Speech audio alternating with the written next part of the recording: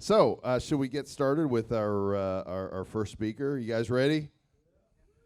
All right, that's lame sauce. Bitcoin hit 8,000 today. Are you guys ready? Yeah. That's much better. All right, let's do this. Should we do this? Let's go. Let's do this. So we've got first up to speak with you about an announcement from his company, Unification.com, Neyma Jahan. Did I pronounce it right? You're going to come up here and correct me. He's going to make an announcement regarding the UND testnet, including the most recent enterprise to onboard into the Unification ecosystem. He's got words and things and stuff to say, so give me your attention. Please welcome Neyma.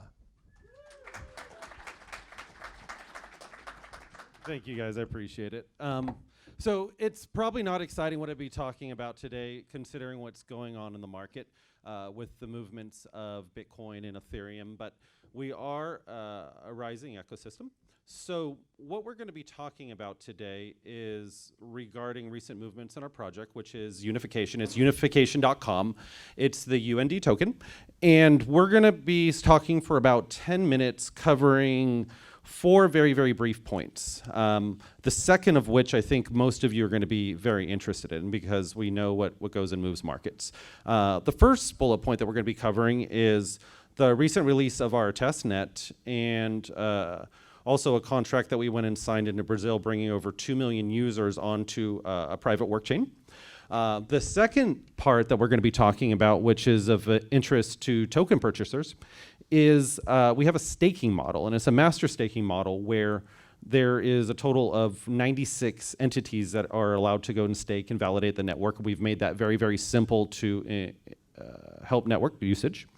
The third is the ATD model, algorithmic token distribution, which goes along a very similar model to how XRP distributes tokens. Now, I know recently in the market, people have been talking about XRP this, XRP that, but in terms of the fundamentals of the model, we find it very, very interesting. And then we're going to be talking about some of the future ahead. Okay, so the tech of Unification is very interesting because we do a hybrid model. We have a main chain, which is public consensus, and then we have a product called a work chain. Now, work chains are very fascinating because they effectively replace dApps. And we think with the whole movements of 2016, 2017, 2018, where the technical prowess of the market went up, and hit a ceiling, it was because it became very, very apparent that you cannot go and operate everything on a single global supercomputer. We went and saw this problem, and coming from an enterprise software development background, we went and saw that the answer is not dApps. The answer is not vertical scaling. It's not coming up with, it's not going and fixing sharding, which in our opinion is not going to be done. And if somebody wants to go and change my mind about it, I'll be at the table in the back later. But we think the answer is horizontal scaling. So every developer out there, and are there any developers here in the audience, entrepreneurs? Okay, so you know if you've developed in Solidity that you're gonna have a problem because you're competing like with influencers tweeting, you're competing with the price of Ethereum going up, you're going in competing with CryptoKitties, and you're competing with ICOs for bandwidth on there. We've solved this by our product workchain, which is scaling horizontally, which allows everybody to have a privatized instance, and then it timestamps into the main chain.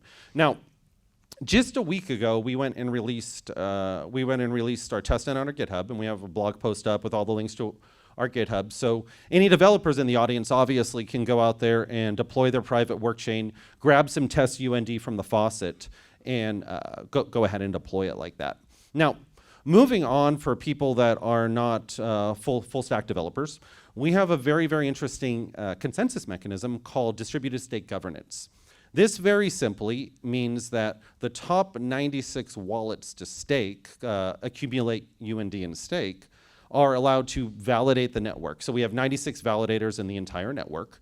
The rewards mechanism for this is very, very fascinating, and we studied this with numerous economists, sorry, I can't say that word, where the first year of rewards is approximately 800,000 UND, which, considering that the circulating supply right now is about 35 million UND, it's very, very interesting. And the reason why we did such high rewards in the first year is because on any new network, obviously there's going to be problems getting people to go and secure the network because there's 100 networks out there, and where are you going to go put your attention? Now, this is designed in a way that if you do have the accumulation and the stake, it's simple to go and run as simple AWS deployment. We're built for speed, okay? And it's all about horizontal scaling rather than vertical scaling, okay? Now on to talking about how our token metrics is done. And we have done our fundraising and our development a little bit different than a lot of projects. Most of the time when you hear about projects coming out there, they've raised $5 million, $10 million, $20 million, $30 million, and then they go and throw it on the exchange. And if there's enough retail interest and the retail buyers will buy it and it'll go up. Okay, we didn't do that. We are software developers. We are enterprise salesmen. And that model of gaining liquidity for the team and liquidity for the project, we think it's really, really great in a bubble environment. But when you're trying to go and build a real business, we followed more of a startup model. So we self-funded it. We took very, very small amount of funding. And right now there's approximately 3.5% of our entire token supply in circulation. And there's really no intention to release more token supply anytime soon unless the market volume goes and dictates it. So our fundraising is not on the front end like most projects. It will actually go and raise up depending on market interest in the project. So that's why if it's a slow market, there's no new tokens. If it's a fast market, the new tokens will be released. And it's called algorithmic token distribution. We've done a lot of information on this, okay? The last thing I'd like to cover before we go ahead and turn it over to the panel and such, is our current roadmap. We are currently listed on Bit4X, DigiFinex, IDEX, and here at Consensus, we're going and working on plans for other exchanges. Obviously, I cannot say which ones they are. I also can say, though, that if any of you have heard about the BE, anybody heard about BEP2? Okay, you said it. Thank you. Okay, so that's a very, very interesting thing that they are actually reaching out to numerous teams to go and make the migration over to that, and that's something that obviously we're looking into and such. And we really like the hybrid model that Anchor went and did recently with regards to where they have the ERC20, they also have the BEP2, and then when they go and migrate to their main chain, that should be it. Our anchor investor is Yellow Capital. They are former 50% partners with GSR, so it's the same people that came from GSR and they split off a year ago.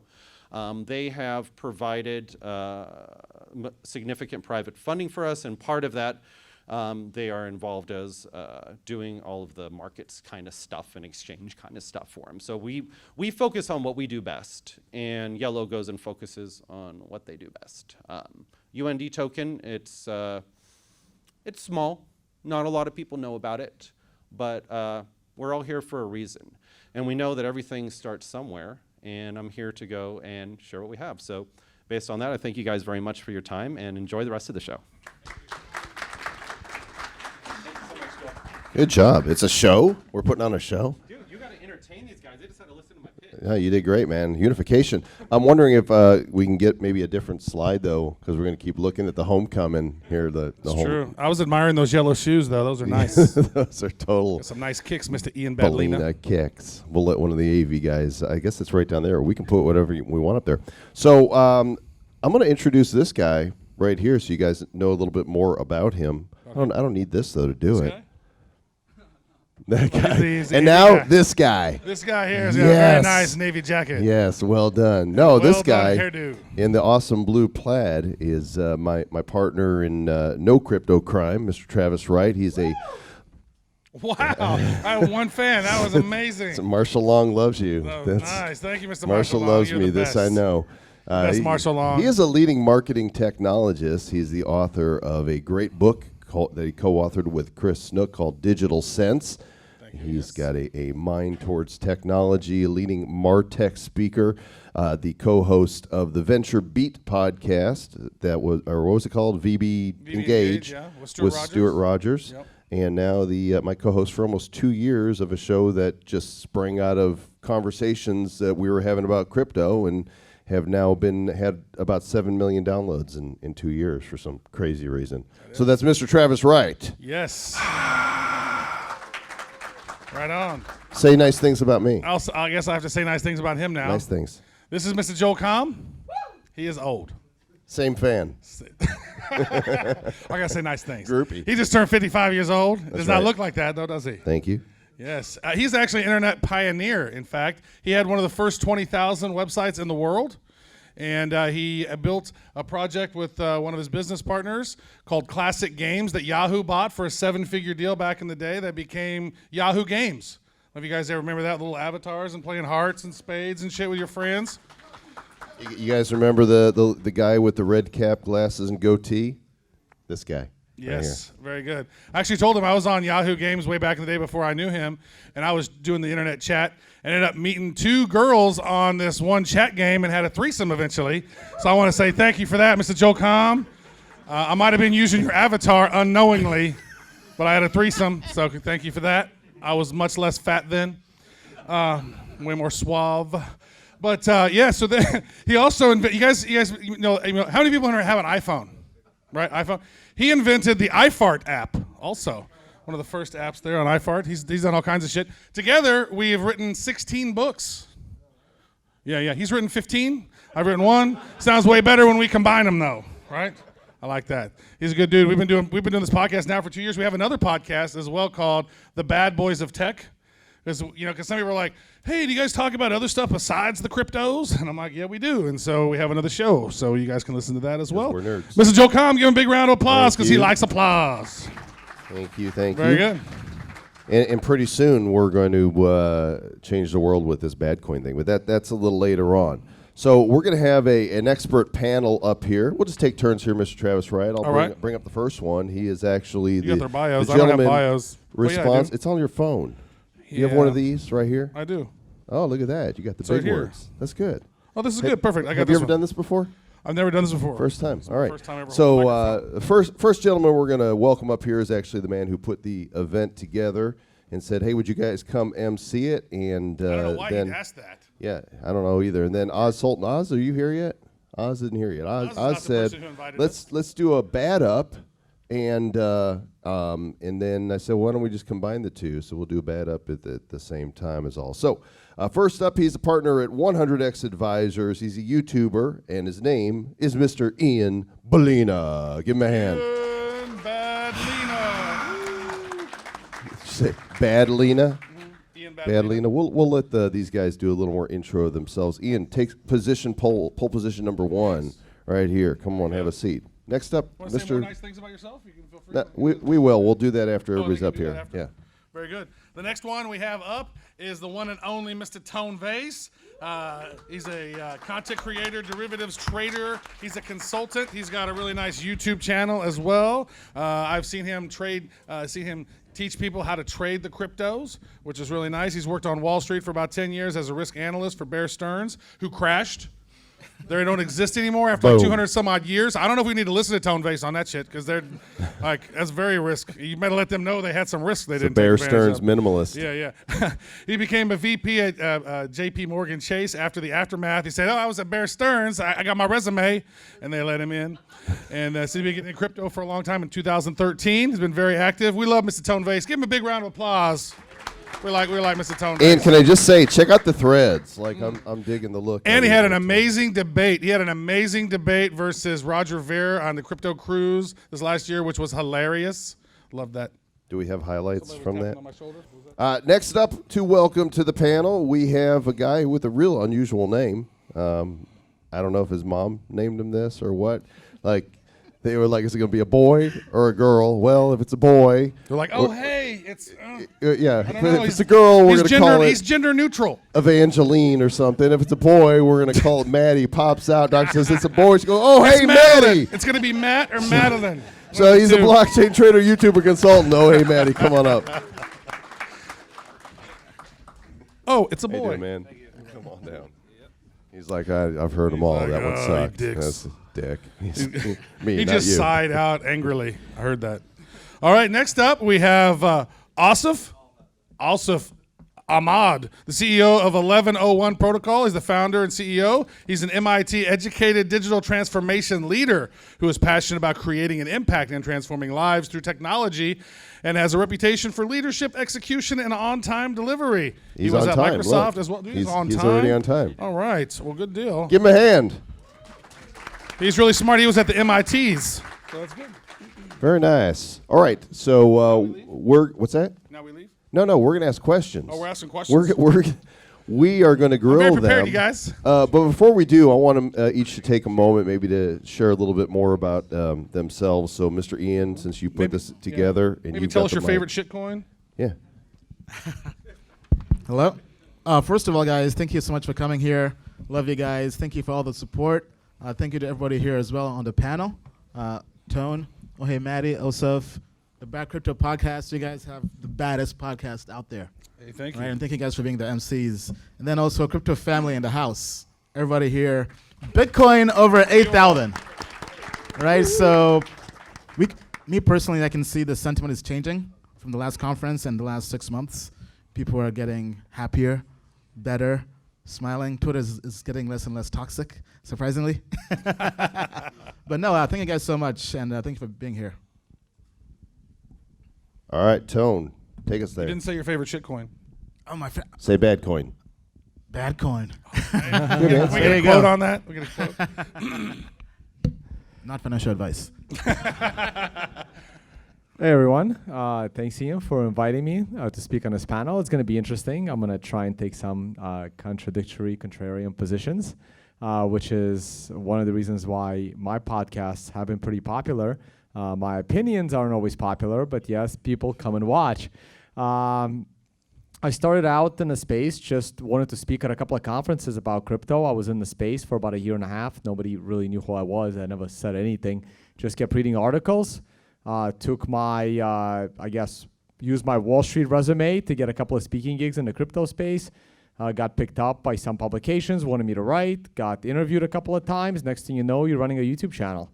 And traveling the world, speaking about Bitcoin, trying to educate on the blockchain and what it is. Doesn't leave much time for actual trading, but markets haven't changed. I started trading long before crypto existed. Trading will still be there. We'll probably open up my hedge fund office eventually. For now, just enjoying this. And I educate people on how to make their own decisions so they don't have to watch me and listen for when I say maybe buy or call. I want people to make their own choices. So learn how to trade, guys. You guys can share. You can play nice, right? Yeah. I think get along. Share- Everybody get sharing along. is caring. So, everyone, for those that don't know me, and thank you, Ian, by the way, for inviting me. My name's Hey, Matty. I run a YouTube content creation in the space. I started as a computer scientist back in the late 2000s, early 2010s. I transitioned into professional poker for several years. Unfortunately, we were hit by an event called Black Friday, for those who may be familiar with the poker industry. That was my first taste outside of really some early tech scope outs, but that was my first taste of actually using Bitcoin the way it was intended, which is a decentralized peer-to-peer cash system. And I was utilizing it because even though poker was not technically made illegal by the DOJ, it was very difficult because of the payment processors to be able to process my accounts to fund those accounts. So therefore, I utilized Bitcoin in a way where I could transfer my wealth and use it the way I intended it to, without a government, kind of telling me what to do. It wasn't until 2017 when I first actually met Ian for the first time online, where someone was showing me that this was more of an investment opportunity, or kind of like a hybrid, a decentralized, censorship-resistant technology, but also something that I could utilize as an investment and speculative vehicle, and perhaps as what you guys would call shitcoins.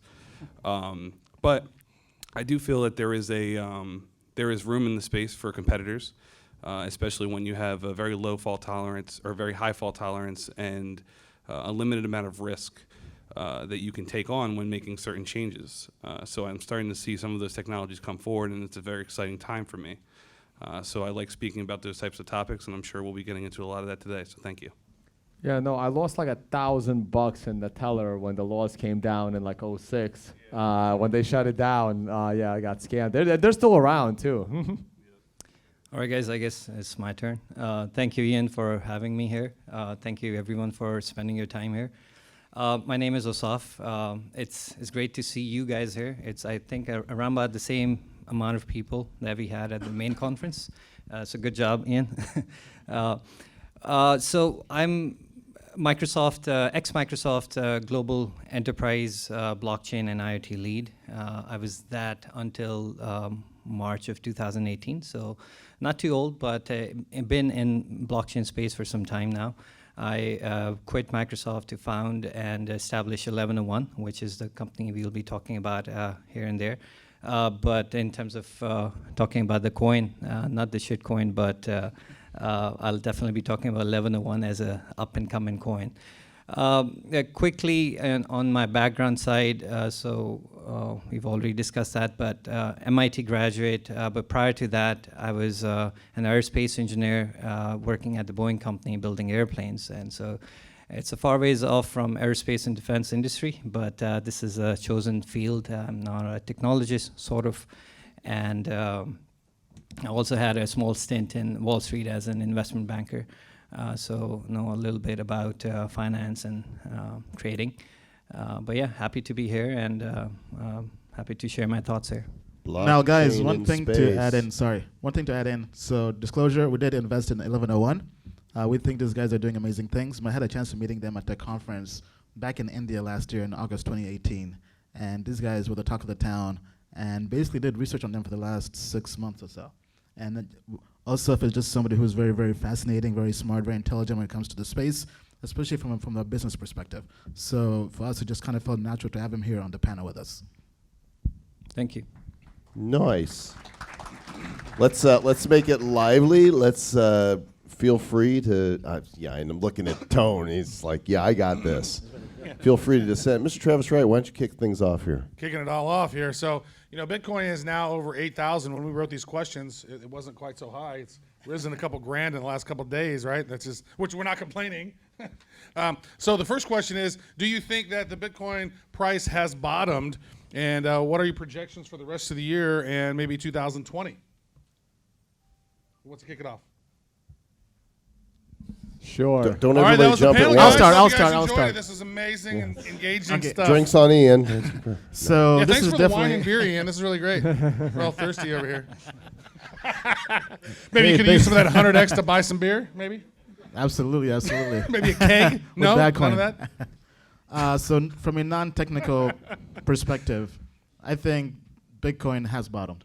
Right? I think it did a long time ago, just more from the sentiment of people in the space, from people you meet in person, at conferences, even projects, and even when the IEO bubble kind of began to happen, I personally felt like when the Golden Cross happened, and probably a month or so before then, the sentiment shifted. And I think, to me, that's really what I look for, besides the TA, right? When people start to get happier and they're asking more questions and more curious, and the more trends from searches for Bitcoin and other things, right? So I think when that happens, for me, that's really about them.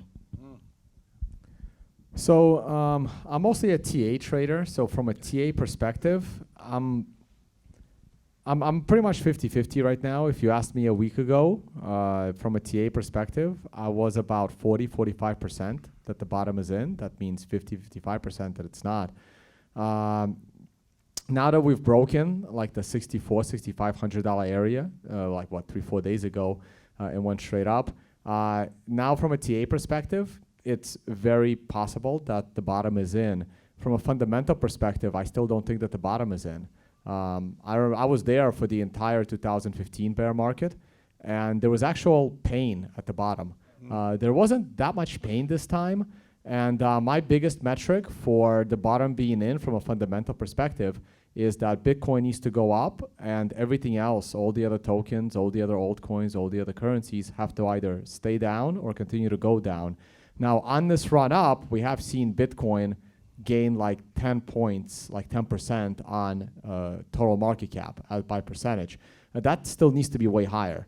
So I'm looking for that to be like breaking 70, 75. That's my fundamental metric. So my fundamental metric says that something is weird is happening. It's not like 1,000, like hundreds of thousands new retail customers all of a sudden are running in to buy crypto. That's what was happening in 2017. I don't really see that here. We're hearing a lot of rumors about Fidelity is going to get in and Bakkt is going to get in and all the traditional finance stuff, but that hasn't happened yet. Those are just rumors. So that's people buying on rumors. So for me, this move up is very, very weird, and I'm waiting for my pullback of 30 to 40% before evaluating whether the bull market has started or this is a massive bull trap and it's going to get ugly at the end of the year. Let me follow up on that with the tone. So knowing that we passed 6,400, what's that next resistance level that if we pop through that, you're going to go, well, I kind of already said it a couple of days ago, which is good. When we topped at like 7K and then we went to 7.6, so I said, well, if we break that, and we just did, my next level is 94.42. And for the traders in the room, that's the 38% Fibonacci retracement from the $19,000 high down to the $3,100 low. And there's really nothing in between. For a comparison, gold did exactly the same thing. The 5-year drop in gold from 1,900 down to 1,044, then retraced to exactly to its 38% retrace of 1,380. That happened in 2016, and we still have not been able to break that level in gold. For Bitcoin, that level is at 94.42. Making me sad, Tone Vays. I don't even like your shirt anymore now. Oh, hey, Matty, what you got? Yeah, I agree with a lot of the sentiment that's up here. When it came to the bull cross, I don't trade that specifically. I look at it as a macro trend, and historically, looking back at the bull and bear trend, or the bear cross, or death cross, and bull cross, they've actually been reversal signals, or as I call them, like tri-piece reversals, where if you look back to 2015, we had a bull cross that actually put us on the way down, a bear cross, or sorry, it was like a reversal, and then we finally had the bull cross that sent us up to 2017. In terms of what Tone had mentioned, just to kind of build off what he's saying, I do agree that the sentiment from a fundamental perspective is not really there. I expected some more technological innovation and a little bit more regulatory structure. The SEC is now first coming out and retracting what Hester Pierce had said regarding the sandbox statement out in California. So that's kind of a first step, I guess, towards a regulatory framework. But in terms of TA's perspective, I agree also that there's something not natural happening here. I think it was a technical break, and I'm just for everyone that knows who don't watch the channel, I'm an algorithmic ranker trend trader. So I had my signal go off long on the daily long term somewhere around 3,600, and then I took the confirmation trade at 4,000. That was the first time that I had actually moved crypto back into the market at about a 20% clip. Obviously not financial advice, so please don't do that. But when 4.2K broke, it broke out of this gigantic ascending wedge, I believe, or some sort of wedge structure that actually ended up sending it up to 5K. And I felt that that was natural because we needed to come up and test those levels. That's where I sold too. Yeah. I was calling for the exact same thing. Break Yep. of 42 straight to 5.1 and Yep. Time to take that profit. Yep. So, Matty, are you basically saying it's being pumped? Bitcoin is being pumped? What I think organically? is, and this is just my opinion, obviously, but what I think is happening is I had taken a long that was natural from 51 to 58. Everything after 58 was not natural. I think it was an arbitrage between Bitfinex and Tether going on, where people were washing into Bitcoin back and forth to get money out of that exchange. I know a lot of whales. Some of the whales that are probably here are actually bullish on Tether with the IO and all that stuff that's going on with their $1 billion raise. But I think there's a lot of nefarious activities that are happening behind the scene currently. And I think that that's fueling a rise in Bitcoin's price up to where it's at now, which I think is extremely overbought. And I'm looking for this trend to exacerbate itself probably over the next few weeks leading into a bearish summer. In my opinion, June and July is not typically favorable for Bitcoin trading, but it can be. And I also, when we talk about targets, I think that anyone who's going to try and paint you a picture of a long-term target is fooling yourself, because you're really just throwing darts at a ball or darts at a board and trying to get it to hit. In my opinion, I'm looking at my next target, which is at 8.4K. I haven't looked at the Bitcoin price since I left my hotel, so who the heck knows.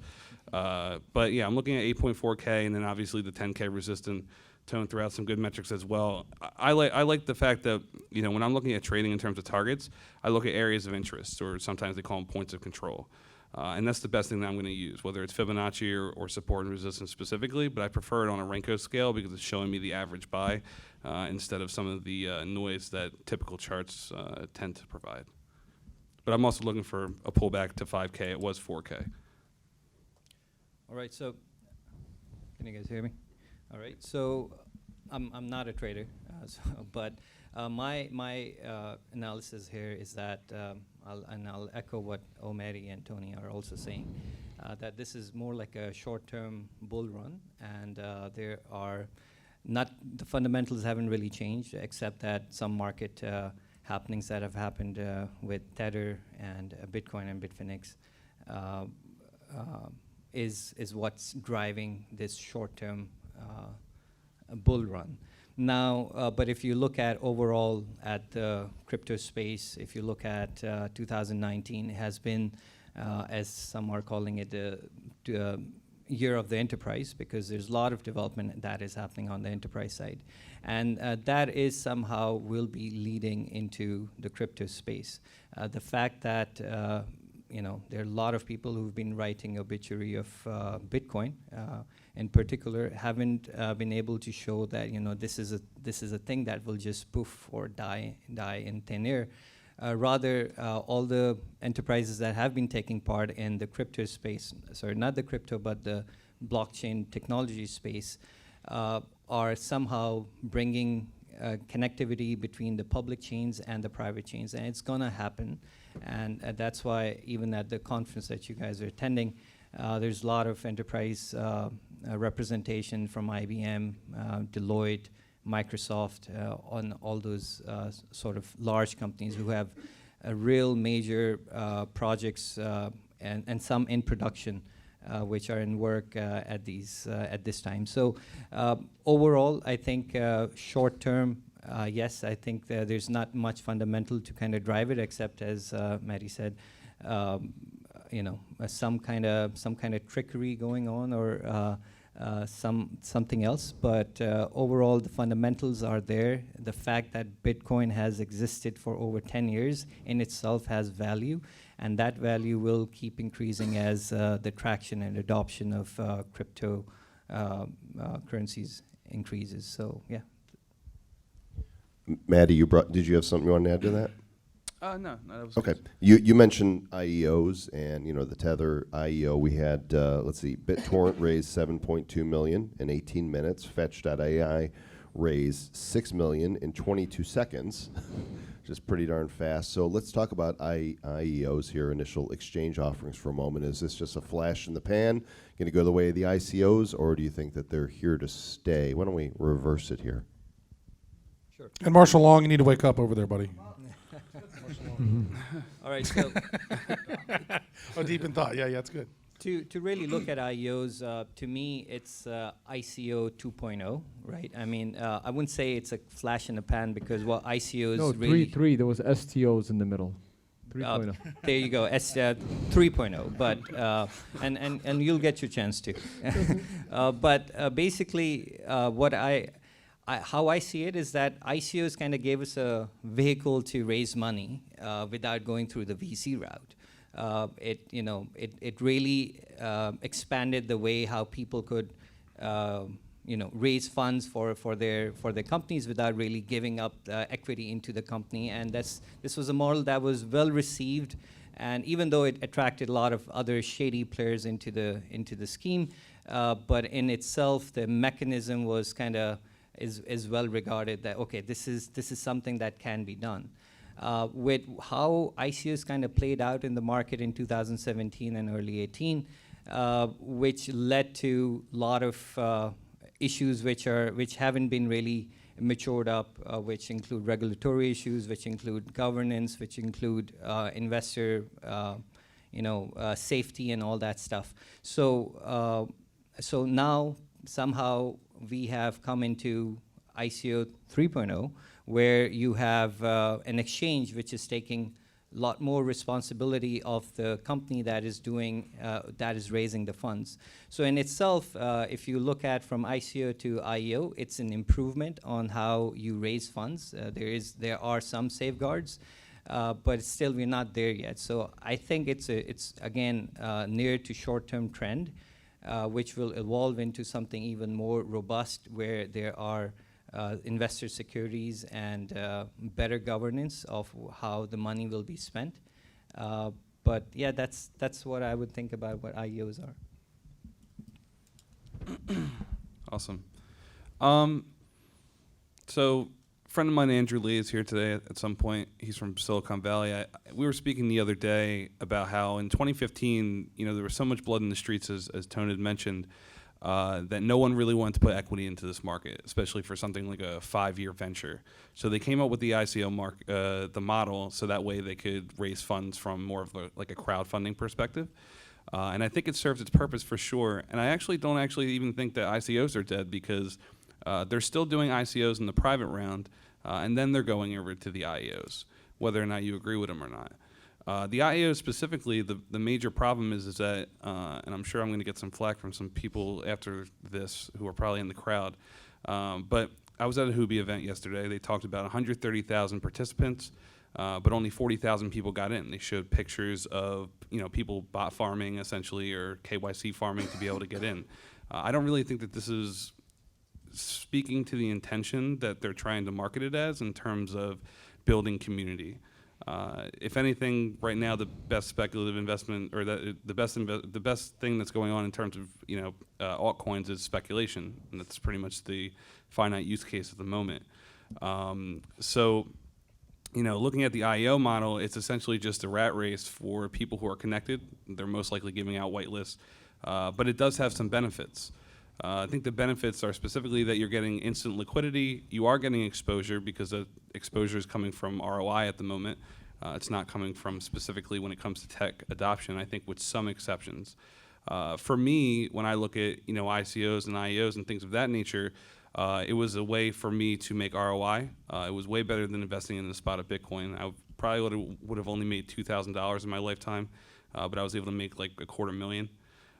So a much different avenue. But at the same time, it also let me research all these different ideas that are happening in the space, where people want to be able to generate money for kind of take on this risk for their vision. Now, I do think that a majority of those visions are flawed. And I do think that specifically when you're looking at the VC model, the VCs were the ones who are taking on the risk. Unfortunately, the retail now takes on the risk. And that retail is also the secondary market in which they dump upon. It's the same reason that I'm not actually very bullish on STOs. I think that it's a market for big players, and I don't think it has any relevance to the retail space.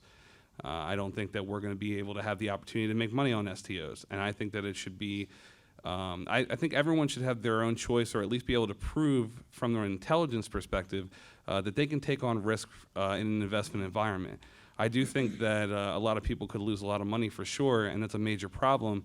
But I also don't feel that the amount of money that you own is equivalent to your intelligence. So I think that the SEC really needs to meet millennials in the middle, because I think a lot of younger generation is not necessarily interested in traditional finance.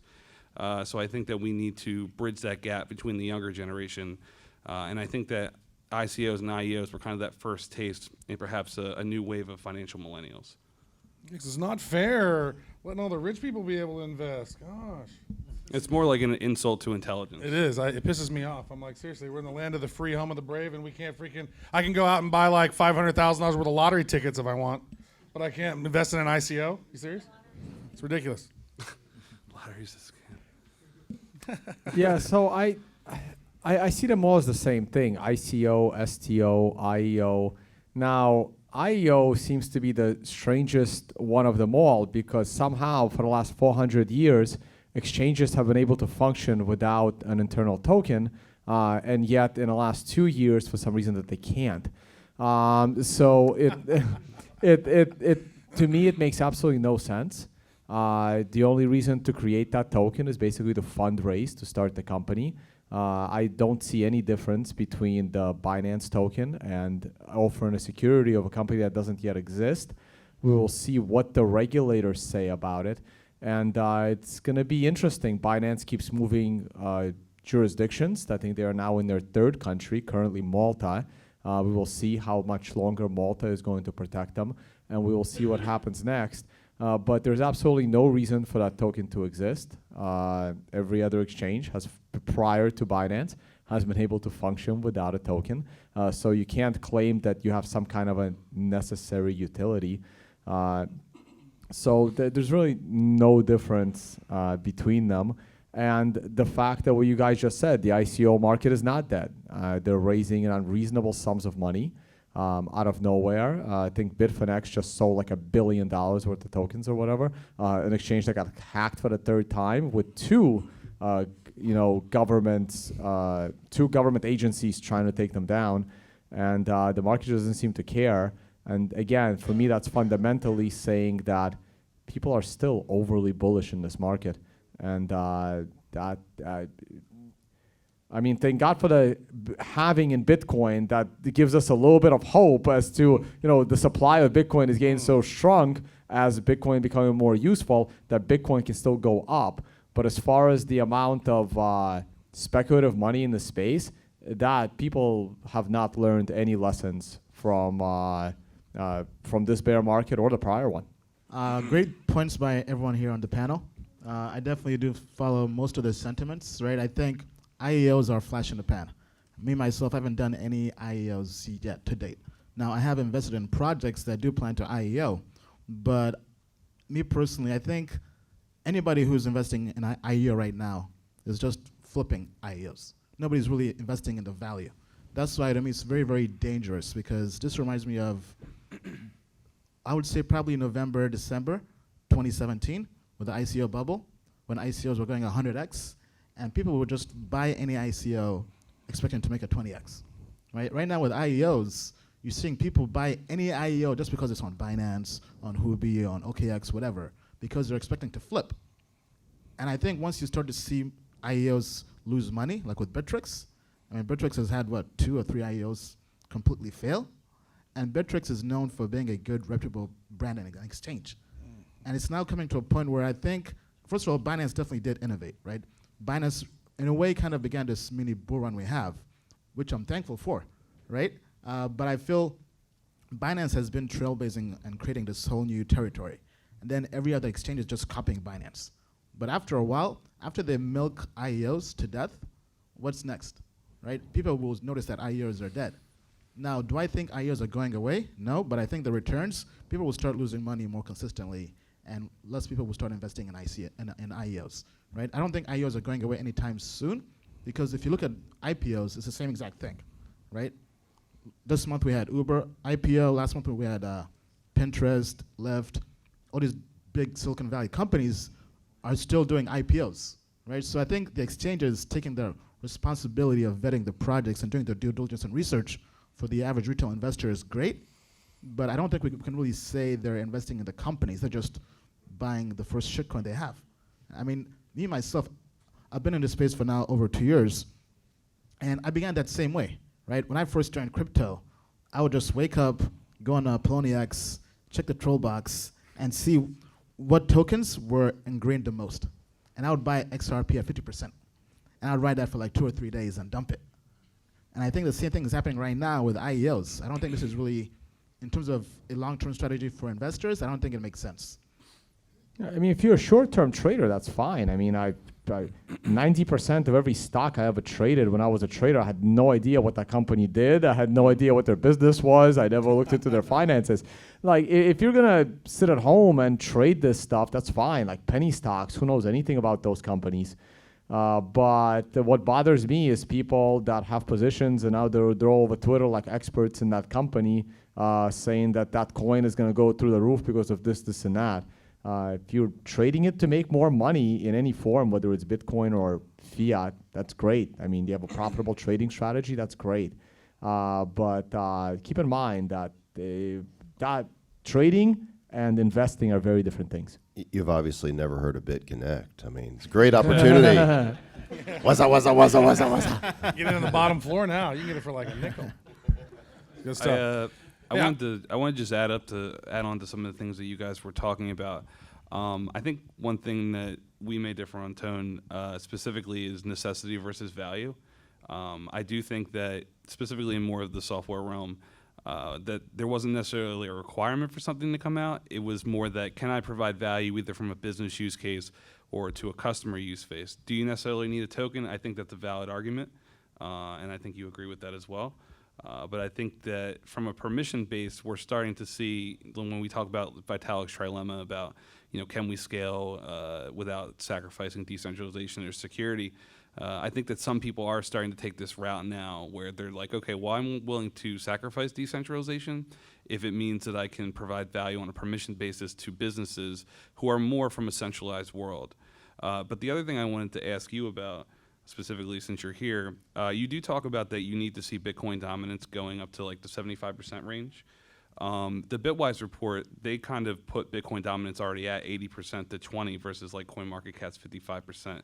So I wanted to get your feedback on whether or not that's already hitting your bar currently. I haven't actually seen that, but you're right. Like I should be more diligent as to what Bitcoin dominance is. You should really look at Bitcoin dominance against maybe top 100, not necessarily 3,000 tokens, because a lot of that stuff is totally ridiculous. Yeah, so if they have an actual really good metric for that, but then again, when I'm saying 75, I'm basing that on the fact that Bitcoin's dominance fell down to 35%. Maybe their metric never went that low, right? Yeah. Maybe if their metric is at 75, 80 now, maybe it only got as low as 60, in which case by their metric, I might need 90 and more. Yeah, in my opinion, I think that top 20, that 20% that they actually refer to is most of those coins are within the top 20 as well. So along with what you're saying, I think we're actually at that point of 80-20, and I'm actually looking at it from a perspective of you could see over the next 4-year cycle perhaps an expansion of alts, because I actually think it's much lower considering that people are going to be looking for competing technologies to hedge into. And I actually don't even believe that currently in the last 4 years that hedging even diversifies your risk, because most of these coins are correlated with Bitcoin. So at what point are we going to see perhaps legitimate projects actually provide a diversification? I think Ethereum's actually close to it with their CTFC futures thing, if that ever happens, because then you're looking at a more structured market for Ethereum, which could provide a correlation difference between Bitcoin. Right on. Good stuff. All right, this next question here is actually for Ian. When are you going to update your damn spreadsheet? Good question. So it is live now. It's up there on my site. I've open sourced the spreadsheet again. But now I'm building up towards my Tokenmetrics web application, a brand new website where anybody can go there and access the same things I had with my spreadsheet, but now in a more dynamic application. Right? So think of this as Morningstar for crypto, where we'll share our fundamental analysis on different token projects, and we'll give you different perspectives on that. So similar to the spreadsheet, more in detail, but and more dynamic. So you're going to start charging people? Yes and no. The idea is to make this a premium version, but to airdrop this to my community. That's cool. Good stuff. That wasn't actually on here, so I wanted to ask about that. Good Way stuff. to improvise there, Mr. Thanks, Travis, man. right? Thanks, That was man. amazing. So there's a lot of shit talking about Binance going on over here. So let's talk about the opinion on the Binance chain and the DEX and all the projects that are migrating to it, and maybe what is the opinion on the Binance hack itself? I have a couple opinions on this. I don't think it's a DEX. It's 6 centralized nodes being ran by the Binance team. I think that I would like some clarity on the Syscoin hack before I even start talking about the current hack. I don't think that Binance released enough appropriate information for me to make a judgment of what happened in that scenario. And I think that it is somewhat a little weird that they set up this fund and all of a sudden that goes missing. I do think that it's nice that they have that fund and they're doing appropriate things. It's more than you can say for all the other centralized exchanges such as the Quadrigas of the world. And I don't think that decentralized exchanges are anywhere near usable from a customer perspective. And the best thing that we even have coming out right now is like atomic swaps with Komodo. And I don't think that anyone can be feasibly asked to put 112% down on a deposit. So I'm not the biggest champion of Binance. I think that they filled a huge void when Bittrex left the market, especially for US. And I wish that they would be a little bit more transparent on some of the things that are going on in Africa that they're kind of just not addressing as a public company. They're one of the biggest companies in the crypto space. So if you're going to be running, slave labor farms over in Africa, then I expect you to atone for that type of stuff. But in terms of the Binance DEX, it's obviously going to be big. They're the biggest company in crypto, a top 10 coin. I don't see an EVM on board. I'm pretty sure it's a Cosmos fork. So I think in terms of, Binance, CZ came out and said he's not competing with Ethereum specifically because Ethereum has their own use cases and improvements. So I think they'll definitely be relevant. They're not going anywhere. They're utilizing Cosmos technology, which a lot of people are trying to rally behind right now. But I think if you're looking to have people build on your chain, then you have to have an EVM comparable. But I don't think that's what they're doing. I think they're just providing a platform for people to get liquidity based off their name. And I think that projects will most likely in the future look for multiple chains to be able to launch their platform on. And if that's the case, you should probably have an EVM comparable built in. Now, just to kind of add on to that, Matty. So one of the projects we met last year that also was the Binance IEO last month, Matic Network, is in a way trying to kind of work with Binance to help provide applications running on the Binance chain. Now, this hasn't been announced publicly yet, right? But that partnership has the potential to really give more credibility and power for running dApps on Binance chain. Mm-hmm. I'll add to that a little bit. Now, if you are an ICO or you are a smart contract platform, you really don't care what platform you're on. Your smart contract needs to work, right? It's even silly for you to be on a decentralized platform. You are not decentralized, right? You are a company. You are launching an ICO. If you're launching it on a decentralized platform, that means that you may not have control of your own ICO. It can get hacked. We saw that with the DAO, which is why pretty much Ethereum is not really Turing complete anymore because of what happened with the DAO and all that money got taken, which is why they had to simplify, what kind of smart contracts they have.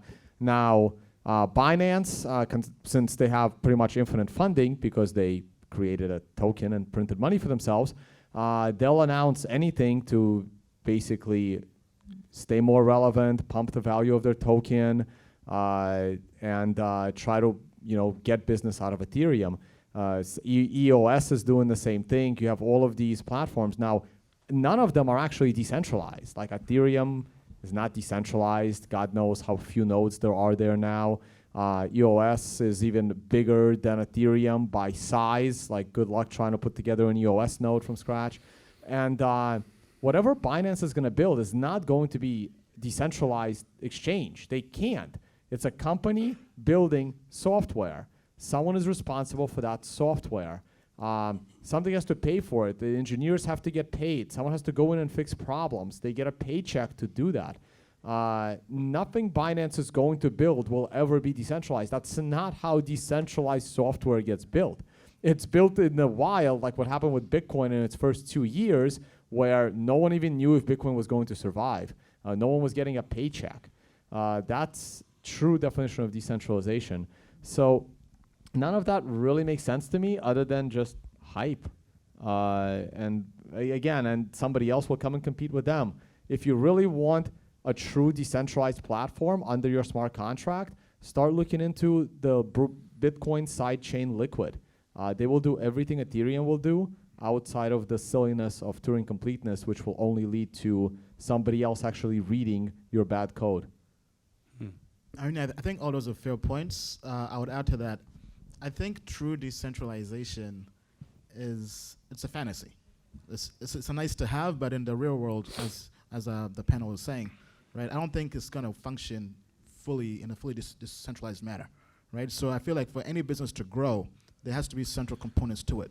There has to be somebody you can call and blame and talk to, right? So for me, for example, everybody knows I got hacked, right? When I got hacked, it was good having customer support at Binance, at KuCoin, and people I could call and ask for help, right? So I feel like centralization isn't evil like the crypto community makes it appear. Yes, some parts of it are bad, right? But I feel like there are some positives to being centralized. So just to add on that, I think decentralization is the promised land that blockchain technology kind of, have helped us envision. And there's a lot of disintermediation needs to happen before we can get to that space, and that is like we're talking around 20, 30-year time frames. But before that, agree with Ian that all of this is done at the cost of decentralization. Anytime you talk about speed or scalability, you are cutting decentralization to bits and pieces. And just to make a comment on the question, I'm in the middle of raising funds and maybe with one of the potential investors, so I will kind of just refrain myself on the comments on talking about Binance. Well, one last quick comment. Decentralization is so grossly inefficient that the greatest use case for decentralization had always been BitTorrent and file sharing. And when was the last time any of you used it? The centralized versions have gotten cheap and simple and safer. You don't have to worry about viruses. You don't have to worry about the slowness of the Tor browser. Most people don't even use pirated file sharing anymore. Just pay the $1 and watch whatever you want. Yeah, or just listen to it. Just use Spotify. Exactly. For like $5 to $10. I think there's a use case for decentralization. I think there's a misconception of scalability.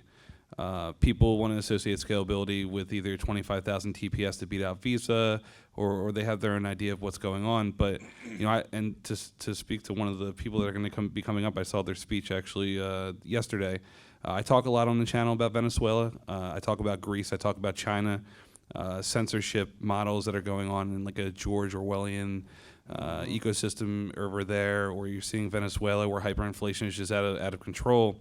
I think in the current state of things, decentralization and censorship resistance is working perfectly. That people are able to hedge their money into Bitcoin so they're not losing whatever I think it's like 2,000% hyperinflation in Venezuela. Cups of coffee that were $4 yesterday are now like $1,000 tomorrow. And they're also, bank accounts are like $50 maximum. Otherwise, you have to pass a KYC to figure out your money going in. So, I think Bitcoin's decentralization and censorship resistant model is actually working today in areas that it needs to be utilized. I think that there is a split going on for businesses who are willing to take on more centralization type coins because that makes sense for them. I think when it comes to the will of the people, decentralization will never go away. And I think when it comes to B2B, centralization is more of an option. But yeah, so for me, I think that the only issue with decentralization specifically to Bitcoin is the fact that the miners are kind of creating this 1% mentality. And I already live in a capitalistic society where the 1% rules everything. And that's not what I think cryptocurrency is supposed to be. And I know we'll be talking about Ethereum 2.0 later, so I will save any comments regarding the POS, POS for Vitalik, so we'll wait for that. You forgot to mention Orwellian in America, as that's happening thanks to centralization too. Yeah, America is an easy target in my opinion. We see a lot of dangerous things happening here. I don't want to go down the political route. Sorry, Matty, you can't say that. Facebook just banned you. Yeah. Boom, just like sure. that. You're banned for 7 days. So United States is a soft target for, okay, now for 2 what's weeks going now. on You're up in to 2 terms of weeks social issues. So. Alex Jones, 1 month, boom, just like that. Let's go down a lighter trail here and do something link-baity because, they're crowd pleasers. McAfee says by the end of 2020, 1 million, or he's going to have a dick sandwich. He's going to have a dick sandwich. Tim Draper says 250,000 by the end of 2023. Novogratz is incredibly bullish. So real briefly, without sharing the whys too much, let's just go down and say Bitcoin price, your prediction, crystal ball it, go ahead, by December 31st of this year and then in 3 years. Well, with the caveat that predictions and projections are, up in the air. you guys do get to keep your dicks, though. This is not like a binding. But anybody who's making it, I think is making it out of thin air or for some vested agenda. But if I have to put a number, I would say 6,000 end of this year. and 3 years around 10,000. Yeah. Dang, that sucks. Could you revise that? Because that is really not. That's really shitty. That made me happy at all. I'm going to be around the current price that we're at right now. I would guess by the end of the year, and probably between 50 and 100,000 by the end of 2022. I think that sounds reasonable. I'm actually in a similar boat. I think at the end of the year, we'll probably be in the vicinity of current prices, maybe a little bit lower, like somewhere 5 to 6. But I'm also anticipating a rough summer and a pullback. It's hard to say 3 years from now, are we going to be in a downtrend or still in an uptrend? I do think the next top is going to be around 50K, 50, 60K. Now, if that top is happening in that time span, then we're looking at 50, 60K. But if that corrects 50%, then we're down to 30. So I'll say when the bull market finally starts, we should at least double the prior all-time high. But after that, there's going to be another correction because there always is. Wow. I'm not typically in the prediction business for Bitcoin. But if I had to pick a number, though, I would say I definitely do follow the sentiment that double the all-time high. Now the question is, when is that going to happen? I'm very bullish on this year. I feel like as more enterprise companies are basically giving cryptocurrency a stamp of approval, it's really giving people a bigger vote of confidence. So if I had to pick a price for at the end of this year, I would say 15,000 for Bitcoin. And the other was what, 2022? Yeah, 3 more years. 3 more years? Yeah. Let's say 50,000. Why not? Travis, go. Let's hear your thoughts, bud. Well, I think by the end of the year, it's going to be like 6,000. Then in 10 years, it'll be 4,000. Then it'll be $1. Then I'm going to buy a shitload. And 1 Doge will still equal 1 Doge. 1 Doge is 1 Doge. Serious answer? You know, it's you think you know, or you think you have an idea, and then whales come in and do shit, and you just don't. You're like, what just happened? That just makes no sense, right? I mean, this is how, like Tone was saying, there's some wonky stuff going on right now. That's like, why is it going up $1,000 over each day for like the last couple of days? That's just weird. You know, so if you'd asked me last year, I mean, I thought that we were going to hit, whenever we hit that big bull run, I thought we were going to hit $1 trillion, right? I was like, all right, we're going to hit $1 trillion, we're going to sniff $1 trillion, and then it's going to go down, and it went up to 840 billion. Overall market cap. Yeah, that was overall market cap, and so I don't know. I mean, I think probably at least 10, maybe 11, and I think that we could hit 70, 80 grand in 3 years potentially. It just depends, though. I mean, it's like, this is crypto. You know, it goes up, it goes down, but there's no rhyme or reason sometimes. Even though you're looking at technical analysis, you think it all makes sense, and then all of a sudden something happens, you know. Some big company says, all right, we're going to accept crypto now, and then the masses come in and the thing could explode. So who knows? But that's just to, I don't mean to cut you off, but that's not necessarily technical analysis. That's, you know, technical analysis is just looking at the chart and plotting where you think it's going to go. Financial news-based, I don't even trade news-based markets. That's the reason why I wanted to bring it up. Oh, right. If you try and trade news-based markets, you're trading against emotions. And when emotions are high, they're very vulnerable for price movement to swing in big directions. But maybe Tone can add more to that. Get your analysis more technical, Mr. Travis, right? I am bad crypto. I mean, we're not good. Can I do a follow-up? I know you got another question there, but I'm just going to do it anyway. So along this news-based type cycle, because people do buy, right, the rumor, and sometimes they sell the news, sometimes they think another piece of news is coming. We talk a lot about the Netscape watershed moment as the thing that brought the web to the masses, right? All of a sudden you've got this web browser and boom, there's thousands of websites. What is the Netscape watershed moment going to look like? Be as specific as you can. What do you think? Is it going to be Facebook offering crypto? Is it going to be Amazon taking crypto? Is it going to be an app that introduces crypto to the masses easily? I'm curious. Start with Ian. I'm very, very bullish on Facebook exposing people to crypto. Now, whether that's going to cause all of us to go to the moon, right? But I'm very bullish because over 2 billion people will have access to crypto, assuming, right, based on the rumors on what they're building, right? WhatsApp, Instagram, Facebook Messenger. If they're creating a stable coin or whatever coin they're creating, and anybody on those platforms has access to this, just the education process and the onboarding process to crypto is huge for all of us. Even people with the security tokens, the shit coins, whatever you're doing in blockchain and crypto, Facebook bringing over 2 billion people and exposing them and educating them to the space is very, very bullish for crypto. You think it's going to be a stable coin? Or what do you think? There's not a lot of information on it. I know they're hiring a bunch of developers and blockchain guys. But my take is probably a stable coin, but I don't really know, right? I'm just kind of speculating like everybody else. But I don't see why they would create a coin that gains value, right? Because I think they're too conservative for something like that. I feel like the first initial issuance of a token they create will be a stable coin. I think it'll be a cryptocurrency in name. Rather, it'll be more of a loyalty point sort of thing, where people can exchange, trade, and use that currency to, use that within that large ecosystem around 1.5 or 2 billion people or whatever they have. So I think it'll be something like a JPM coin, JP Morgan coin, where they are using it as an asset that can be exchanged within their customers and their partners to do some usage of blockchain, like faster payments and transparency and things like that. But outside of that, I don't think it'll be anything like what we would expect cryptocurrency to be used. Yeah, I'll jump in on this real quick. We've been trying to answer this question. Has been asked for the last 3-4 years, as long as I've been publicly speaking. It's been the question, what's the killer app of Bitcoin? That's how it used to be asked for years. And they probably won't be. And that was the right answer back then, probably the right answer today.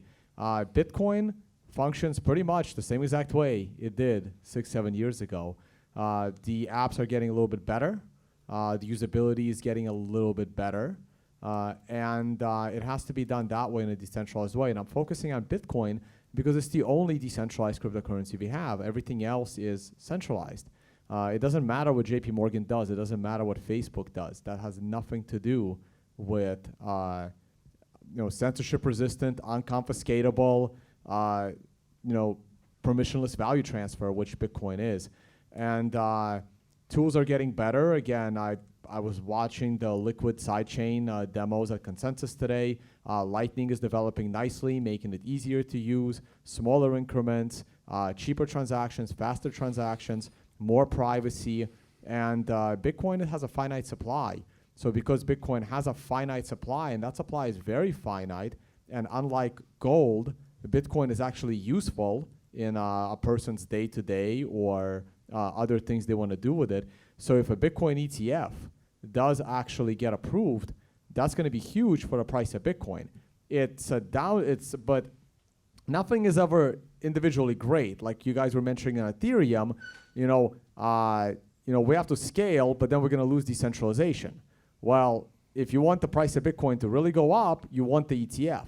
But if you want to keep Bitcoin as decentralized as possible, you don't want the ETF, because if that ETF starts sucking up Bitcoin out of the ecosystem and locking them up because of speculative trading, it's great. The Bitcoin that you have is going up in price. You're getting rich. But what you don't realize is that now 5, maybe 10, maybe 15% of all the Bitcoin is now being held by a regulated institution. Not only, and holding that Bitcoin puts it at risk of being hacked, like what happened with Binance, assuming that was an external hack. You'll never know, could be internal. And you lock up a bunch of Bitcoin, and now the ecosystem starts to get nervous. I would get nervous. It was very easy for the government to confiscate everybody's gold in 1934. It was sitting at the banks. Would have been very difficult to do if it was, distributed amongst the people. So everything has a good, positive and a negative to it. Mm. Yeah, so, my big watershed moment, as you had mentioned, is I think honestly it's going to be a gold standard for Bitcoin. Something that utilizes and takes advantage of the decentralized and censorship nature, but makes it more consumable for people who are actually buying things every day. So when I go out to the supermarket, I'm not looking at how many Satoshis a box of Cheerios is. I'm not going out and paying for anything in Bitcoin, specifically in the US, because we just get the shaft of the stick.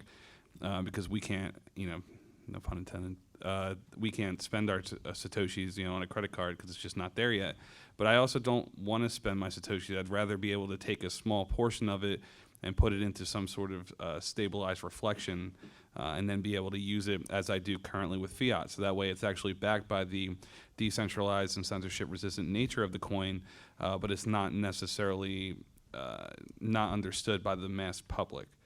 But I also think that we also need to be looking at use case and value. I think there will be things that come over time that provide value and use case from a blockchain technology perspective. But I don't think that will be the watershed moment now. And I actually don't think that JP Morgan coin or Facebook is going to be able to deliver me anything that I think will be substantive of value. Like, one's a centralized piece of crap, and the other one's ran by a guy who absolutely hates cryptocurrency. So I don't see that being adoption. Good stuff. Yeah. All right, so we're going to get to my comment.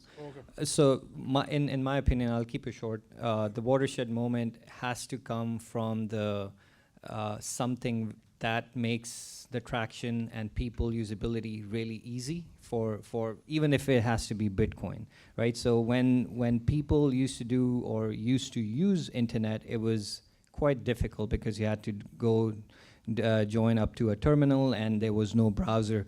When Netscape came, it made it easier for people to access, and a lay person did not really have to do anything except open a browser and start using www. Here, I think as soon as we have something which makes the UX UI experience really seamless for an average person on the street, I think we got that watershed moment where cryptocurrency, Bitcoin, what have you, will be massively circulated and make it easier for everybody to use. Right on.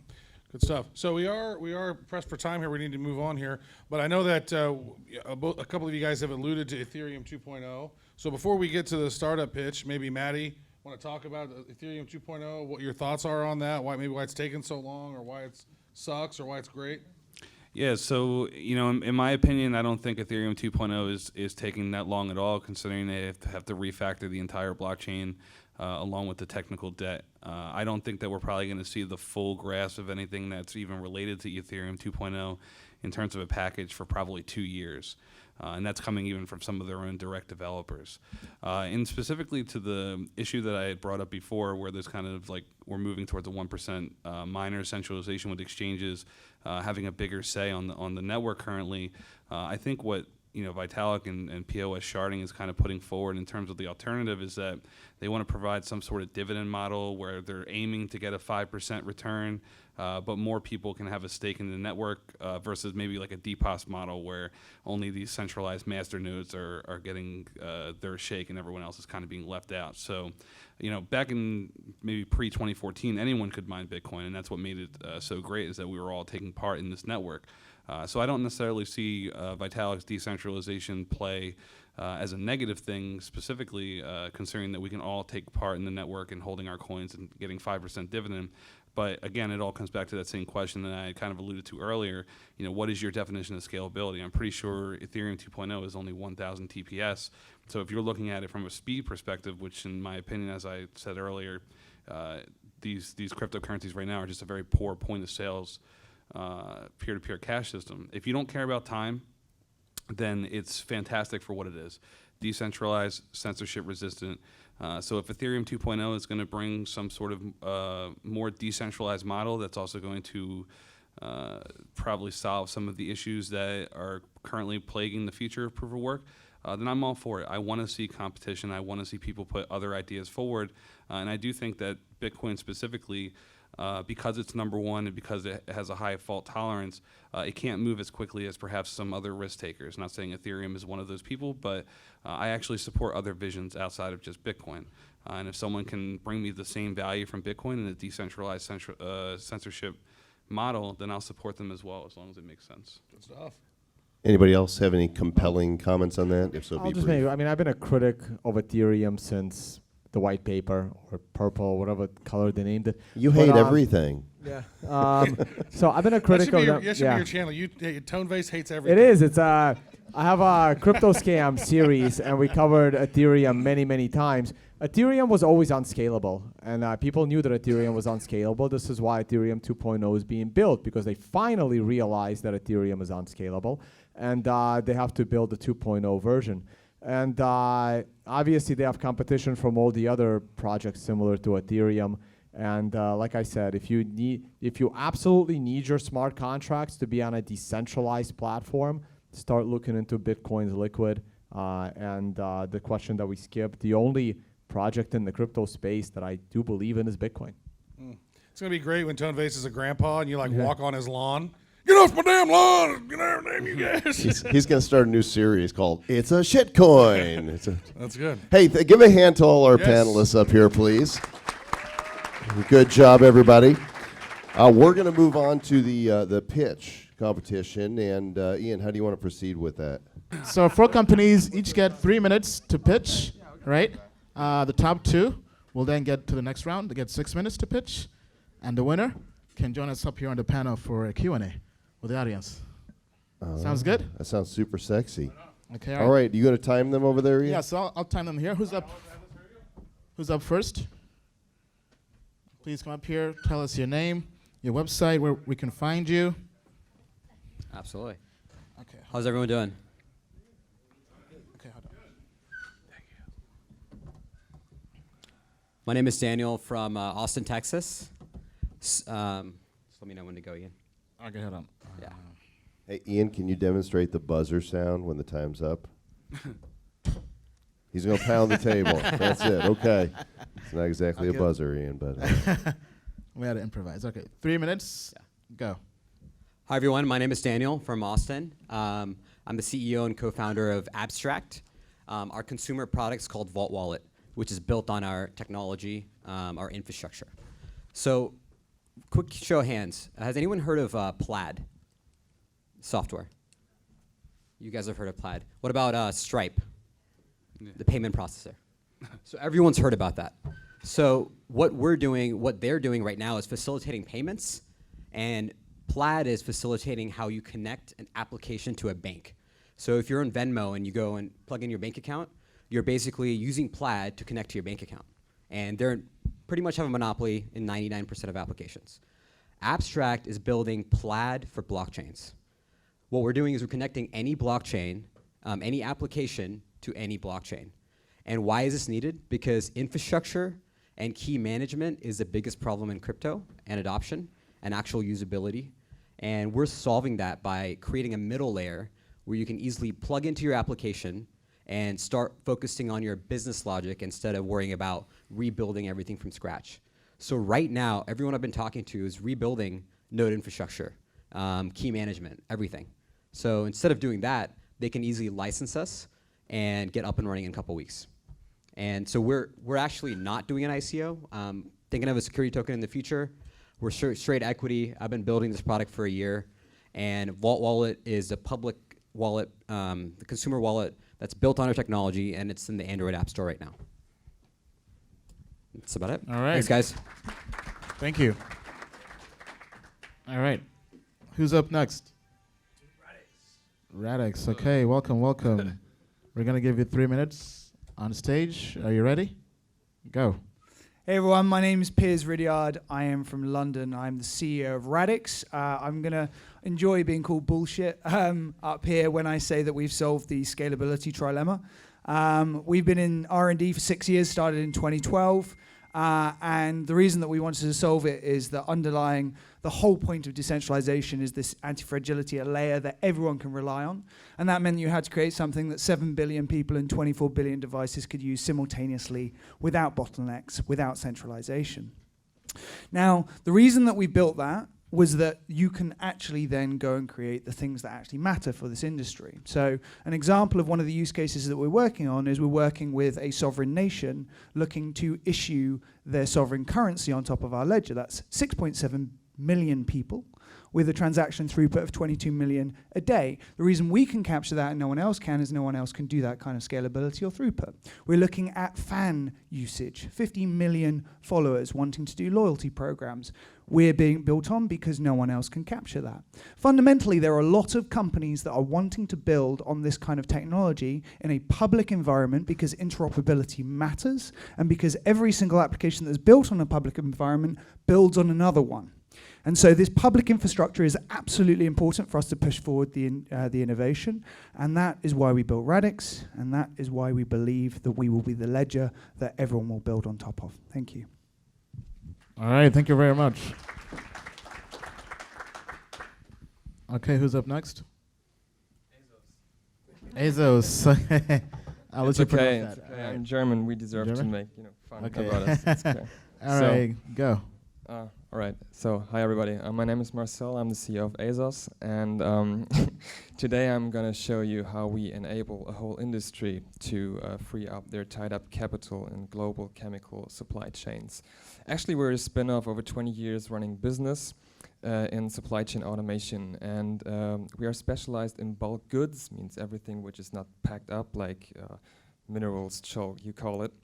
And what we're doing is we're tracking the inventory level with radar sensors, and when the inventory in a tank reaches a specific threshold, we create an automated shipment. Now, to give you some numbers, we are based now in 54 countries, monitoring more than 15 billion US dollar in value of goods. And this system is working without blockchain technology at all. So the question is now, for what do we need a blockchain? And we actually have two problems in this industry. First of all, long payment terms. Chemical suppliers have to wait up to 120 days until they get their payments from their clients, which leads to a huge amount of tied-up capital. On the other hand, we have new restrictions and regulations imposed on banks due to the last banking crisis, called Basel III and Basel IV, which is a problem for financial institutions because now they are not able to finance goods which they can't quantify. And maybe you see where this is heading because we have installed like 6,000 of those radar sensors right now. We are sitting on a huge pool of data. And what we're doing now is we're putting this data on a blockchain, and we create an immutable proof of existence about the quality and the quantity of goods inside the silos, and enable the company to finance those products and reducing the terms of payment from 120 days to a paid by consumption solution. And this is actually a huge advantage for the suppliers.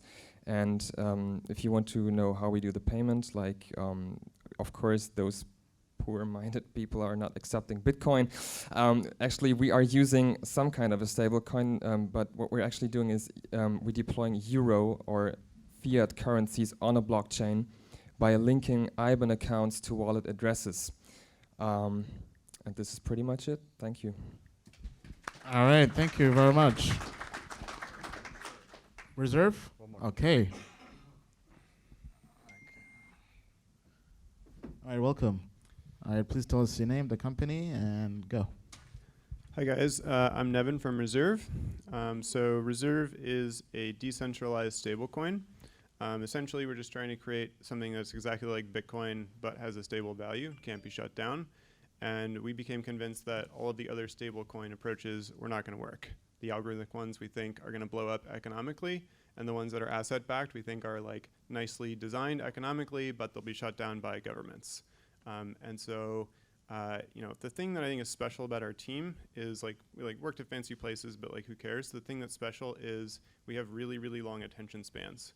So we just sat and thought about this for thousands of hours and eventually came up with a design that's asset-backed in a decentralized way. So basically you have a bunch of custodians holding real-world assets like dollars and so on all over the globe. And then you aggregate the tokens that represent those assets. You have a bunch of tokenized assets held in a smart contract. And then the stable coin is redeemable for a fraction of that basket. And what this does is it makes it so that if any government decides to shut down one of those asset-backing projects in their country, or even all the ones in their country, our smart contract can just sell off those tokens and replace them with others. And so we don't really have any dependence on any particular political jurisdiction. So we think this is the way to have something that is about as hard to shut down as Bitcoin, but has a stable purchasing power. And then so for all the reasons that people would adopt Bitcoin, they would want this. And then for all the reasons that Bitcoin sucks, like mainly the price volatility when it comes to actually using it, they would still want this, is like the basic idea. And so we're like kind of mainly focused on parts of the world with super high inflation. We think that's like the main initial use case where the demand is like really, really extraordinary. So we're launching a consumer app in Venezuela first to get a hold of the coin, where you can like actually on your phone trade bolivars that go down at 10% per day for reserve tokens instead, which so far people are super excited about. It's really hard to like make that all work logistically, but we have a way of doing it. And then one sort of side note is, I don't know if anyone in the room holds reserve rights tokens. There's like a secondary token you can invest in. We're doing IEO and Huobi Prime soon, so a bunch of people are selling the tokens in secondary markets right now. There's a big fiasco about the pricing of this. Basically, the IEO price ended up being way lower than expected, so the private investors were pissed off. Just so you know, the private investor price has been reduced a bunch. We're trying to make that all work, so go read our update if you hold those tokens. That's all I have to say. All right, thank you very much. Okay, all right, so first of all, thanks to everybody who came here and pitched. Unfortunately, not everyone can make it to the next round. So let's have our panels here. Please tell us your top 2 companies based on the pitch. Let's start with Ausuf on the end.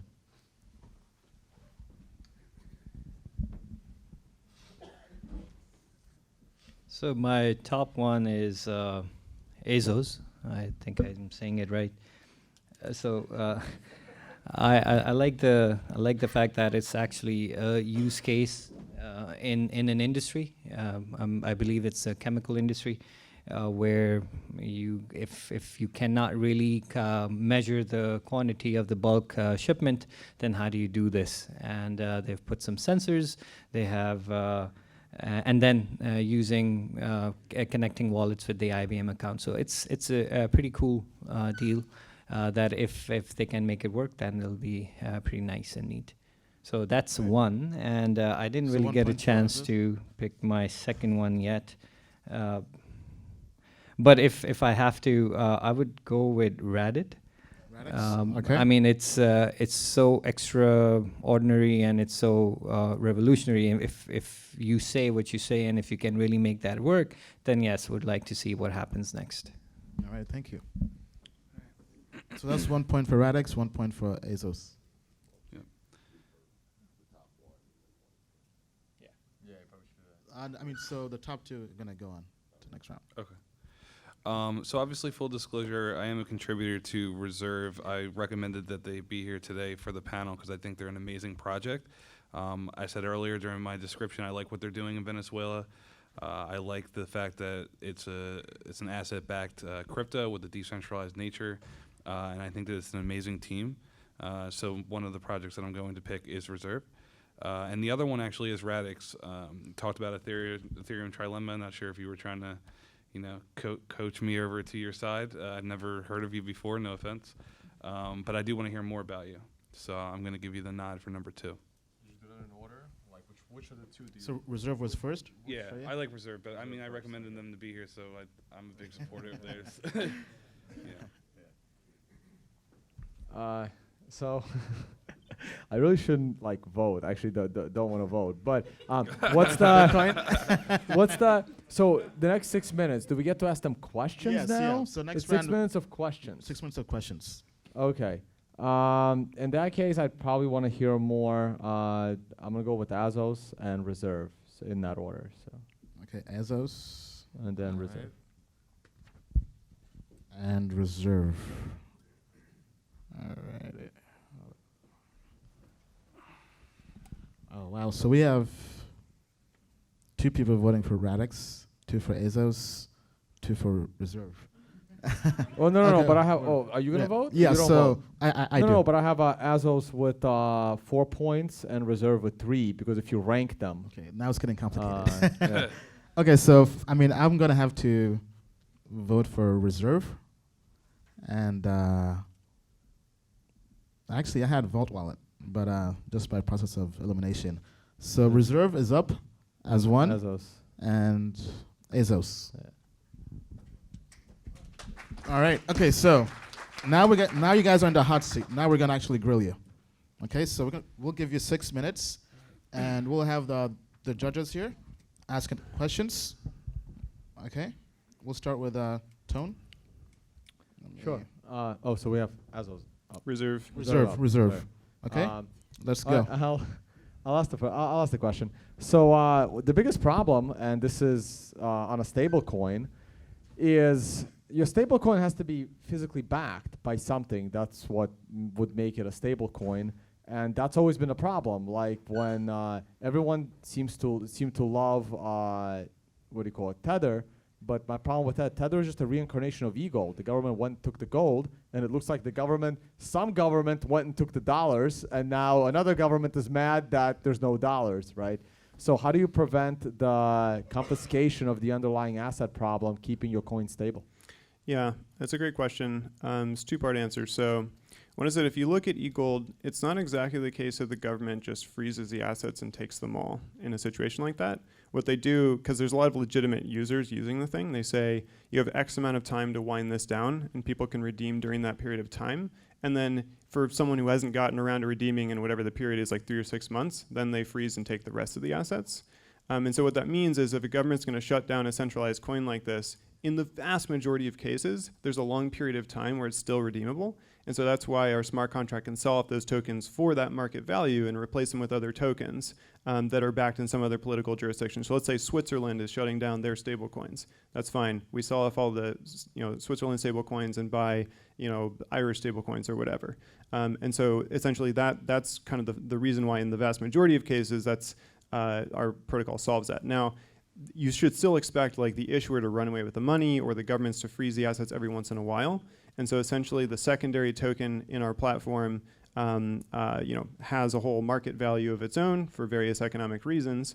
And so similar to the maker token, that token can be diluted in that scenario. So let's say we lose 5% of the portfolio, you mint and sell the additional reserve rights tokens in order to make up that difference. So I didn't quite understand. I was looking through some of your material before. I didn't quite understand when the market's expanding versus, like, let's say contracting in price. How does that affect your issuance of tokens on each one? So it takes a while to explain all the details, but the simple version is let's say demand for the stable coin has gone up, so the market price is pushed up to like $1 or $2.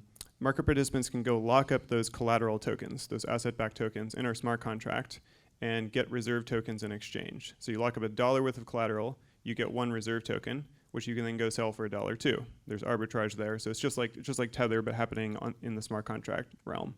And then the same thing can happen in reverse. So if demand has gone down, let's say it's trading at 98 cents, you can go buy that reserve token for 98 cents, redeem it for $1 worth of the collateral tokens, which you can then go liquidate on secondary markets, or you can redeem them or whatever. That's the basic functionality. The special additional functionality is that the smart contract also collects transaction fees on reserve transactions. And then also, if those collateral tokens appreciate relative to the dollar, then that excess collateral leads to excess reserve tokens being in the system. So you have this pool of excess reserve tokens at certain points. If that's the case, then if the price of the reserve token is over $1, you don't actually purchase newly minted reserves with collateral. Instead, you can use reserve rights tokens to purchase those existing locked up reserve tokens and sell them on secondary markets. And that's what reduces the supply of the reserve rights token over the course of time. So sort of the more the thing is used, the more that mechanism occurs, the more the supply of reserve rights tokens is reduced. All right. Ausuf? Yeah, just a basic question. What kind of consensus algorithm your protocol will be using? We're building on Ethereum for like this core sort of guts of the protocol. We think that's kind of the only network that we were able to get comfortable with right now. And then the idea is that you can pretty easily, I mean, it takes some work, but you can pretty easily peg a token across smart contract platforms, where basically the stablecoin can be locked up in a contract, and then a token that represents it can be released on another protocol. So you'll end up being able to spend it across multiple different networks, but the core guts of it will live on Ethereum. And this stablecoin is not backed by fiat? So it's the stablecoin itself is backed by these collateral tokens, right? And those themselves are asset-backed tokens. So at the beginning, those will be dollar-backed tokens. Then we'll diversify to other asset classes like government debt, like U.S. Treasuries, for instance. And then eventually, in the far future, like commodities like gold, and eventually we actually think it makes sense to have some equities. Like the long-term visions have this not pegged to the dollar. We want that basket to start more approximating the global economy. So to me, it seems like you're adding another layer to standard stable token like Tether, where it's asset-backed, but here you are using asset-backed to use those tokens to do something else. That's right, and that's what makes it much, much harder to shut this thing off. So you said some of the assets could be, either debt or fiat. Do you ever foresee a point where there would be an inherent risk in the system, whether it be, a lot of economists feel that the U.S. is heading towards the wrong direction next few years. If there's some sort of widespread issue and there was a percentage on the network that was bringing a lot of risk. Yeah, how would that be totally. handled? Yeah. I mean, the less diversified you are, the more you're subject to those risks in extreme scenarios. That's part of why we want to diversify asset classes and diversify around the globe. There's a cool chart, I wish I had it here to show you guys, where if you look at just the sort of tallied up gross domestic product of like all nations in the world, that whole net value is actually relatively stable. It like goes up a little bit every year in real terms. It went down 1% in 2009 in the crisis. And so the idea is if you can diversify that much, which is much like an endowment does, we're out of time. you can get something that's like much more robust. But thank you so much. Thank you so much. That was All right, great. thank you guys. All right, up next is Azos. Okay, we'll give you 6 minutes, and we'll have Ausuf. You want to start with the question? All right. Sure. So I would ask, how do you integrate your sensors to your blockchain? So does it mean like it's an IoT plus blockchain project? And what sort of sensors are you using for? Okay, so the first, today they call it IoT, but actually it's like a 20 years running system, and it's not a new thing. What we're actually doing is the same signals that are triggering now automated shipments are triggering now smart contracts actually that initiates payments. So we don't. Could you explain that in detail? What does that mean? Actually, we have. So I should explain the tokenized money at this point. We have a tokenizer who, which is actually responsible for tokenize the fiat currencies, and we calculate the amount of goods that have been consumed by the clients and what the value of it. And then we trigger the same signal triggers a smart contract which initiates the payment actually. So where is the sensor in your explanation? It's installed in a silo or in a tank, and it could be radar sensor, or if we are not allowed to go into this in the food industry, we're not allowed to have sensors installed inside the tanks. Then we use ultrasound, and actually it's just a diversified use of the data right now, and it's not about automation, it's about the quality of data we create with blockchain in this case.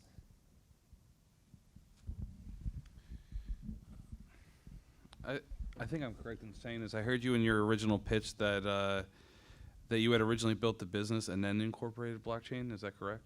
That is correct, yeah. Why is that? Like I said, the problem is that banks are not allowed to finance goods like bulk goods because they can't quantify it right now, right? Actually they have an 80% risk weight if you want to finance those goods right now, which would make it uneconomically for the suppliers. Now, why we use blockchain is pretty simply explained. It only makes sense because nodes have to be run not only by one group of interest, like the clients, it also has to be validated by the suppliers. And I mean, those are parties with different interests, right? The one has to receive the money and the other has to pay the money. So we have to distribute the nodes between those parties.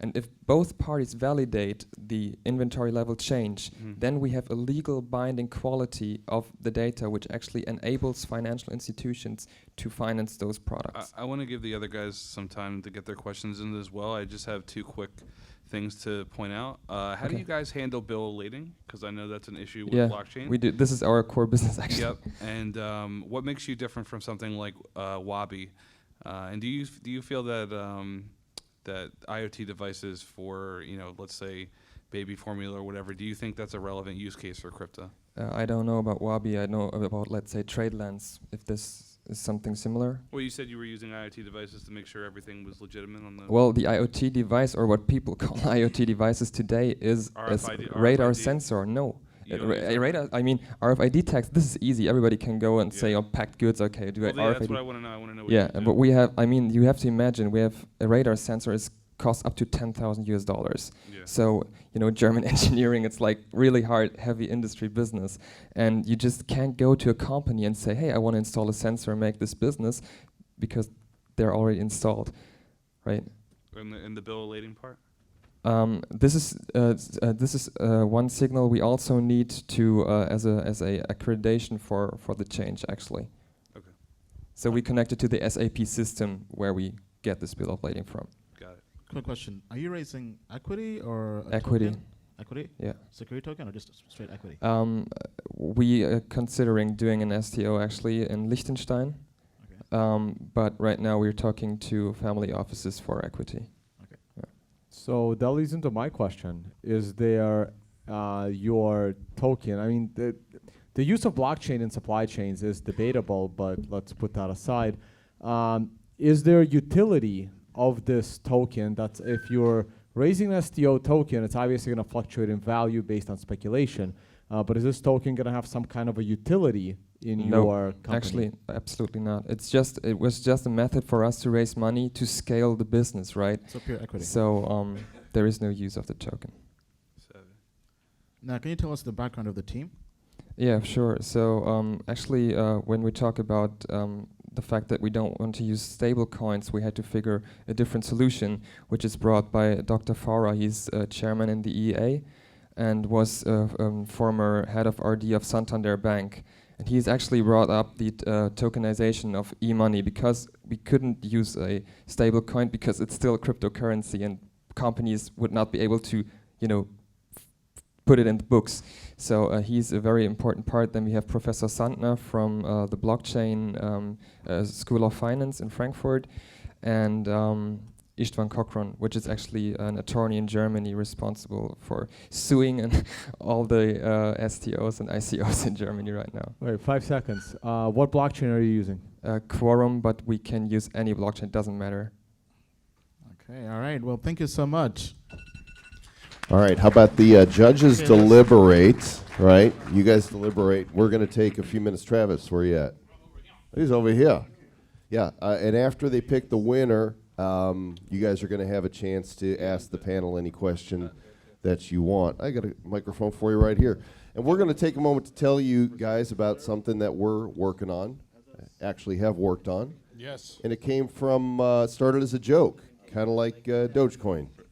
That's true. So with Bad Crypto, we used to give out a coin. When we started the show, we would give out a coin called Bad Coin that we had created on the BitShares platform, right? And so with BitShares, you could like spend $100 or whatever, how much it was, $100 or something. And you could, hey, now you have it. Now you have your own coin. You can give it away. And so we gave it to our audience members for different things along the time for about 6 months or so. I think we ended up issuing about 5 billion tokens total to different people. Yep. Handing them out. We just made it rain. Just to have kind some of bad coin. teach people in the crypto space, here's how to trade crypto completely worthless, without worth nothing. spending money. And then one day, Mr. Travis Wright has an idea. Well, we were talking about Bitcoin and how centralized the mining has become with Bitcoin, right? Who in here actually has mining equipment that can effectively mine Bitcoin today? Anybody in here? Everyone, technically. One? Well, technically. But They can't get reward. Yeah. You're going to have a hard time actually winning a block. I'll just hope right? it accumulates. Yeah, that's fine. Get a couple Satoshis every once in a while. Yeah. So the thing is that it's so centralized now with mining. You got the Jihan Woos of the world who's got like this huge warehouse full of rigs that are mining Bitcoin. And I said, I mined Bitcoin back in 2010. I mined a block of Bitcoin on my laptop. And lost it. And I lost it because the computer crashed and ended up throwing the computer away. I got all my important files off though. But 55 Bitcoin. 55 Bitcoin was gone. I actually went to a faucet as well. So I mined a block of Bitcoin and I went to, I think, one of Nick Szabo's faucets. And I got 5 Bitcoin as well. So I had 55 Bitcoin. I thought that was cool. I was really smart. I went one time. one time to that that thing. So the idea is what if you could mine a cryptocurrency using everyday computers, where those computers, the slower the processor is, would have an advantage over the high-end ASICs. Yeah. Making crypto something truly that anybody could mine. Yeah, the thought was, you know, we got the Jihan Woos of the world, but There's how just about one. You keep there's only saying one that. Jihan There's one Woo. Jihan Woo. But I'm just saying, what if you could mine crypto on a bad computer? And so we spoke with Marshall Long, who's left the Who room. left? He left. He was Marshall- really tired. Marshall He was left. taking a nap. Yeah, he was. And Marshall's one of the OG miners. He was doing this stuff many moons ago, and Yeah. went to his team, and he loved the idea and got his team on building the blockchain. And now there is a bad coin blockchain. There's 21 billion, 6 billion are in the pre-mine to reward those who had the old bad coin. And it is truly mineable. We've been live less than 3 weeks, and we've had 400 concurrent miners already. And people are writing us because they're super excited that I'm mining crypto. Yeah. Look at this. It's spitting out shitcoins. Yeah, it's a great way to actually learn how the blockchain works, because that was the way that it was intended, and it is so cool. Like right when we first launched it, I was able to mine a block, and so I got the reward, and then the person who had mined the block right before me was this huge ASIC, I don't even know how many it was, 30 terahash or something ridiculous. So they mined the block, and then I mined the next block on my MacBook, and we got the same reward. So that's kind of how it's set up, is that we want to teach people how to mine crypto because it helps you understand how the blockchain works, and have fun with it. And then the community can decide. It's already listed on BOA Exchange, and people are trading. I think we had $1,000 in volume one day for going. We don't own it. It's open source, and so it belongs to the people to do whatever they want to do with it. There's a dude that's actually auctioning some little toy on his site. It's up to 50,000 bad coin. And you guys can, you got laptops, whatever, desktops sitting around not doing anything. Go to badcoin.net. Fire it up and watch the rewards come in. Yeah, it's a multi-chain of 5 different algorithms, and so depending on which device you have, you connect to that specific algorithm. If you have a GPU miner, then you connect to a couple of these algorithms. If you're using a PC, you connect to the YesScript algorithm. If you have a set of ASICs, then you can connect to the SHA or the Gretzel or there's Skyne. We have 5 different ones, and so what happens is the more powerful your computer is, the higher the difficulty of that particular algorithm and the lower the reward. So that way there can't be a 51% attack to take over the whole blockchain because the way that we have it set up, right? So that's the whole intention, is that in the ideal world over the next couple of years, we'd love to have 50, 100,000 people mining bad coin and showing people how it works, and especially these developing countries where none of those folks can mine, right? So bad coin could eventually become a currency that people use in some of these different countries. So Teaching people how crypto works, yeah. So bad it's good. Yeah. Maybe. Mine it with your So there shitty you go, computers. badcoin.net. So There we check go. it out. All right, do we have a winner? We got one Mr. clap. Ian That was Balina? good. Thank you, guys. We got half of a clap. Thank you for that half a clap. Wait, that guy gets a bad coin sticker that's worth Yes. more than a real bad coin. There you go. That is true. That is true. So there is no winner yet. So Only losers. Tone Vays liked Azos. Ausuf liked Azos. Matty liked Reserve. I liked Reserve. So it's a Pick tie. a number between 1 and So 100. we have a tiebreaker, which is going to be the audience. So show of hands, who wants Azos? Assholes. Okay. Show of hands, who wants Reserve? Oh, did we count looks them? like I Reserve. think like Reserve Reserve. wins. All right, Reserve wins. congratulations. Reserve, congratulations. Come up here and join us on the Very panel. nice. I thought if the other guy won, I was going All to be right, like, Nevin? who's the assos now, Mr. Travis, right? You the assholes. All right, so this is how it's going to work. Come up here, please. Good job. Sorry, assholes. So now it's time for Q&A. So who has a question for anybody up here, from Reserve to the panelists? Yeah, raise your hand if you have a Just, question. raise your hand up and ask away. Come on. It's the opportunity to talk to these guys. Got a question? So I'm new to crypto, but I was wondering, and especially since some skepticism was expressed about why Bitcoin is taken off recently, could it be that because most of the altcoins do have some use, right? And historically, it's been that the cryptocurrencies as a group have been uncorrelated with economy.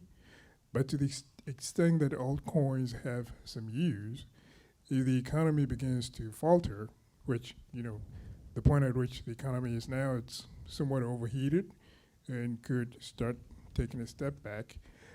Could it be that the altcoins might go down with the economy, but then Bitcoin, on the other hand, might serve as a store of value, which probably is what we're beginning to see, and that it might decouple from the rest of the crypto currency market? Gentlemen. So just to reiterate your question, you want to know, do you think that Bitcoin will remain uncorrelated with the financial markets in case there may be an upcoming downturn? Yeah, so I do believe that there's an upcoming downturn coming that'll most likely put 2008 to be a blip on the map. So I think it's a very important question to know whether or not people are going to look towards cryptocurrencies as an alternative hedge. I don't think that we're in a mature enough market yet, but I do think that there is an interesting fact that back in 2015, a large portion of people who were in Bitcoin or in this space were a lot of tech nerds and some people who had a lot of finance to be able to back some really important projects that we see today. But I think that 2017 fueled this financial revolution where everyone just started pumping tons of money in, and I think that there's a lot of institutional money also moving into the space. In my opinion, if we see a large portion of institutional money taking up, let's say, the majority of Bitcoin, for example, then I would expect to see some sort of correlation developing currently, because those same people are the ones, like a majority of the funds are now being traded like on Wall Street, so they would probably try to apply similar measures to it.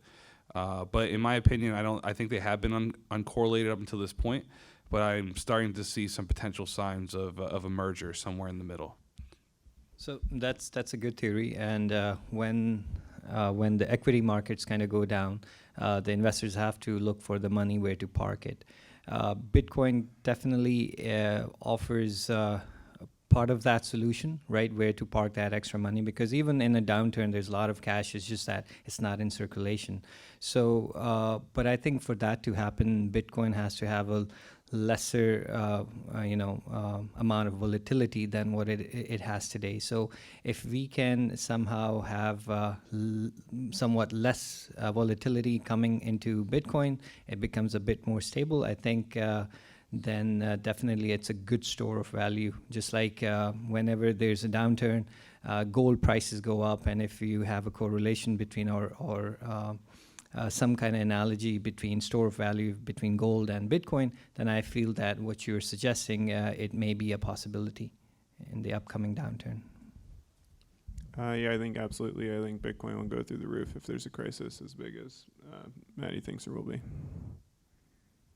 All right, we got another question. Raise your hand. Right here. Try to be brief. So for the past 5 or so months, I've been actually using the applications on the blockchain. And what I realized is that we have to actually use these applications. And they have to be in somewhat maybe like interactive to other people, so they have to be able to actually enjoy what they're doing with it. So I'm very big on games. And basically, I've noticed the digital currency group, the investment, the VC that's invested in Ripple, Coinbase, and Ripple and Coinbase, they invested in Decentralization, which is a virtual reality platform that's building games. So they are building games. So I see gaming, virtual reality, and all that coming together to actually set like the new wave to start, a better environment for crypto, basically. Oh, yeah. It was a statement. Oh, okay.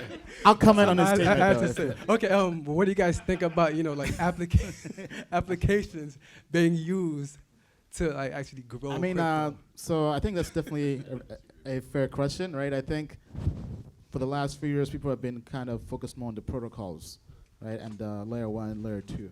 But I feel dApps are now starting to evolve, right? So recently, we were here at Techstars, and there's a company called Blockade Games, and they're building games on the blockchain, right? And they're actually building on top of Loom Network, right? So definitely watch out for that. And these aren't just like some boring games. These are like really amazing games. It's basically a game studio creating games on the blockchain. They just went through Techstars Class 1 with Alchemist, and it's definitely one worth keeping an eye on. Anybody else got a comment on that? Yeah, so I'm like a super skeptic here. I think that a lot of the applications don't really make sense. I think even there's an interesting argument for gaming where it's like you can sort of convince the crowd that the set of items in a game is finite if you use a distributed ledger to represent the ownership of those items. But even then, the game developer could just decide to switch the ledger. So really what matters is the commitment of them having announced that it's finite. And I think that if you made that announcement without that particular ledger, that would be essentially equivalent. The way I think about it, it's like, you have to look at, is it a situation where there are extremely powerful actors that are going to try to shut the thing down? In those cases, I think that like a decentralized approach like this makes sense. And I think that in currency, like it's so contentious that that actually ends up being relevant. But for a lot of these applications, I think it's kind of just a way to get people to use a token so the price will go up. And I think a lot of that's going to go away. Well, I mean, I think the space is evolving, right? One company I like as well, as I mentioned before, Loom Network, lets people basically fork a game. Let's say the developer wants to change something up in the game, right? People can then fork and create their own game and not have to apply by those rules. But you can do that with normal software. Yeah, but you can't do crypto kitties, man. Come on. Well, let's take. Yeah? Go fork yourself. Okay, last question, and then we'll give you guys some time to talk to the panelists afterwards and take some photos. This is a short one. I'm just curious, how bullish are you guys on this whole like the Bitcoin side chains that could do smart contracts? Like I know Tone said Liquid and there's Rootstock. Yeah, do any of them have a lead, and do you see where they're going in the future? So I was an original investor in Rootstock. Unfortunately, from an ROI perspective, it was underwhelming. But the idea resonated with me. The fact that you're going to have an underlying, I think it's an underlying stablecoin to operate on the network, I guess similar to MakerDAO. I don't know the exact structure of it. But also you will have a dev environment on top. For me, when I always bring up Tendermint ABCI. Tendermint ABCI is essentially the next wave of blockchains that are trying to do full structure, 1/3 consensus between the different moving parts. And I look at Bitcoin specifically as more of a monolithic platform, where it's just foundation, and that's why people are trying to build layer 2 and layer 3 on top of it. So I do see the use case in smart contracts, and I do see the value that they want to build it on Bitcoin. Something that we actually discussed today was Ethereum 2.0, and I wanted to get into that a little bit more because you're essentially having Vitalik's decentralized version of proof of stake versus proof of work. If Ethereum can be a competitor in that sense of decentralization, censorship, resistance, then they actually have a thought leader that's still with us, and there's less resistance against that. And they can also put out a similar product in terms of that value add. So I think that both can do it, and I do support smart contracts and stablecoin. Did that answer for you? Do you think these Bitcoin side chains are going to work out? I think no. I think people are going to try, and I'm always willing for people to try than just not give at all. So. Just my 2 cents, or Satoshi's here, that the interoperability play through the sidechains, I mean, regardless if it's Bitcoin or not, it's coming. I mean, a lot of development is happening, research is happening in this place, and once we have connectivity between all these different protocols through the sidechains, I think that is again, something that will be a watershed milestone for for this crypto space. So I think that's more of an eventuality rather than if. So I believe that this is going to happen, and once it'll happen on Bitcoin as well.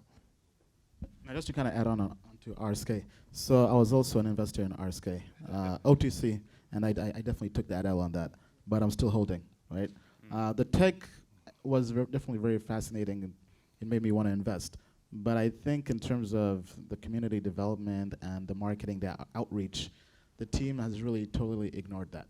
And I think that's fundamental for any project. I don't think you can just kind of put your head down and say we're just going to focus on the tech and build, right? Like most companies, yes, they have great technology and developers, but they also have great community builders and people out there who are the public face of the company, right? The marketing and branding goes hand in hand. I don't think you can totally neglect the marketing and the branding and the evangelism and the community building just to focus on the tech, right? Because if you look at any big company, any Fortune 500 company, they always have multiple departments for a reason, right? They have the developer, they have IT, they have line of business, right? You can't just go public as a company and have no line of business or marketing that's really out there talking about the project. I did want to get your opinion on something before we wrap up. Can I add something on RSK real fast? Yeah, go ahead. So first off, they don't know how the stablecoin is going to work. I talked with Dieguito, one of the founders, and he described his current thinking on how to do it. He's the only person I've ever met who proposed a stablecoin design that wasn't sort of designed to make him a lot of money, or the founders a lot of money. Even ours is designed to make us money. Like, we're in it for the money as well as the impact. He's just purely in it for like fixing things in the world, which is something that's like so rare in this space. So I think there's something extremely special about him and probably a bunch of the people on the team. From a tech perspective, one of the problems with being a founder in this space is you become like a super expert in one thing and you have no time to understand the other stuff. So I have absolutely no idea how RSK works or if it makes any sense. I want to just get one sentiment. Do you feel that for the price tag for RSK, it was a lot of money?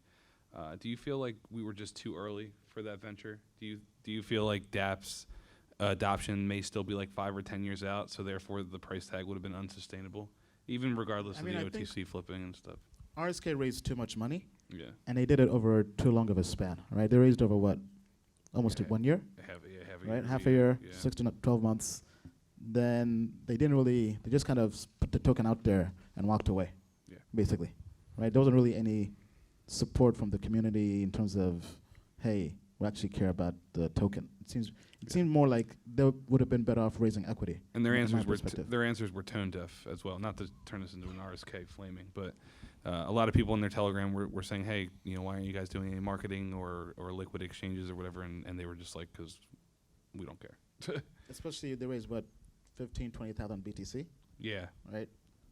But anyway, let's have a hand for our panel, and an even bigger hand for Mr. Ian Balina for putting this all together for us. Yes. Ian Balina. Thank you, Ian. So, Mr. Travis Wright, what give it up for Mr. Joel Comm too. Oh, why? Right on. Thank you. That's good. Good stuff. And that guy who's not an asshole. Not an asshole. I noticed the assholes guys left. Yeah. They upset them. That was really funny, though. I mean, that was just I literally thought that was how it's pronounced. AZHOS. Assholes. All right, so we've got the room for about 15 minutes more. So panelists are going to mingle. If you guys want to grab some selfies and all that, you want to grab some beer in the back? There's lots of beer and beverages and thanks snacks. for coming. Thank you, Ian. Thank you, everybody. And thank you, guys. It's been a pleasure.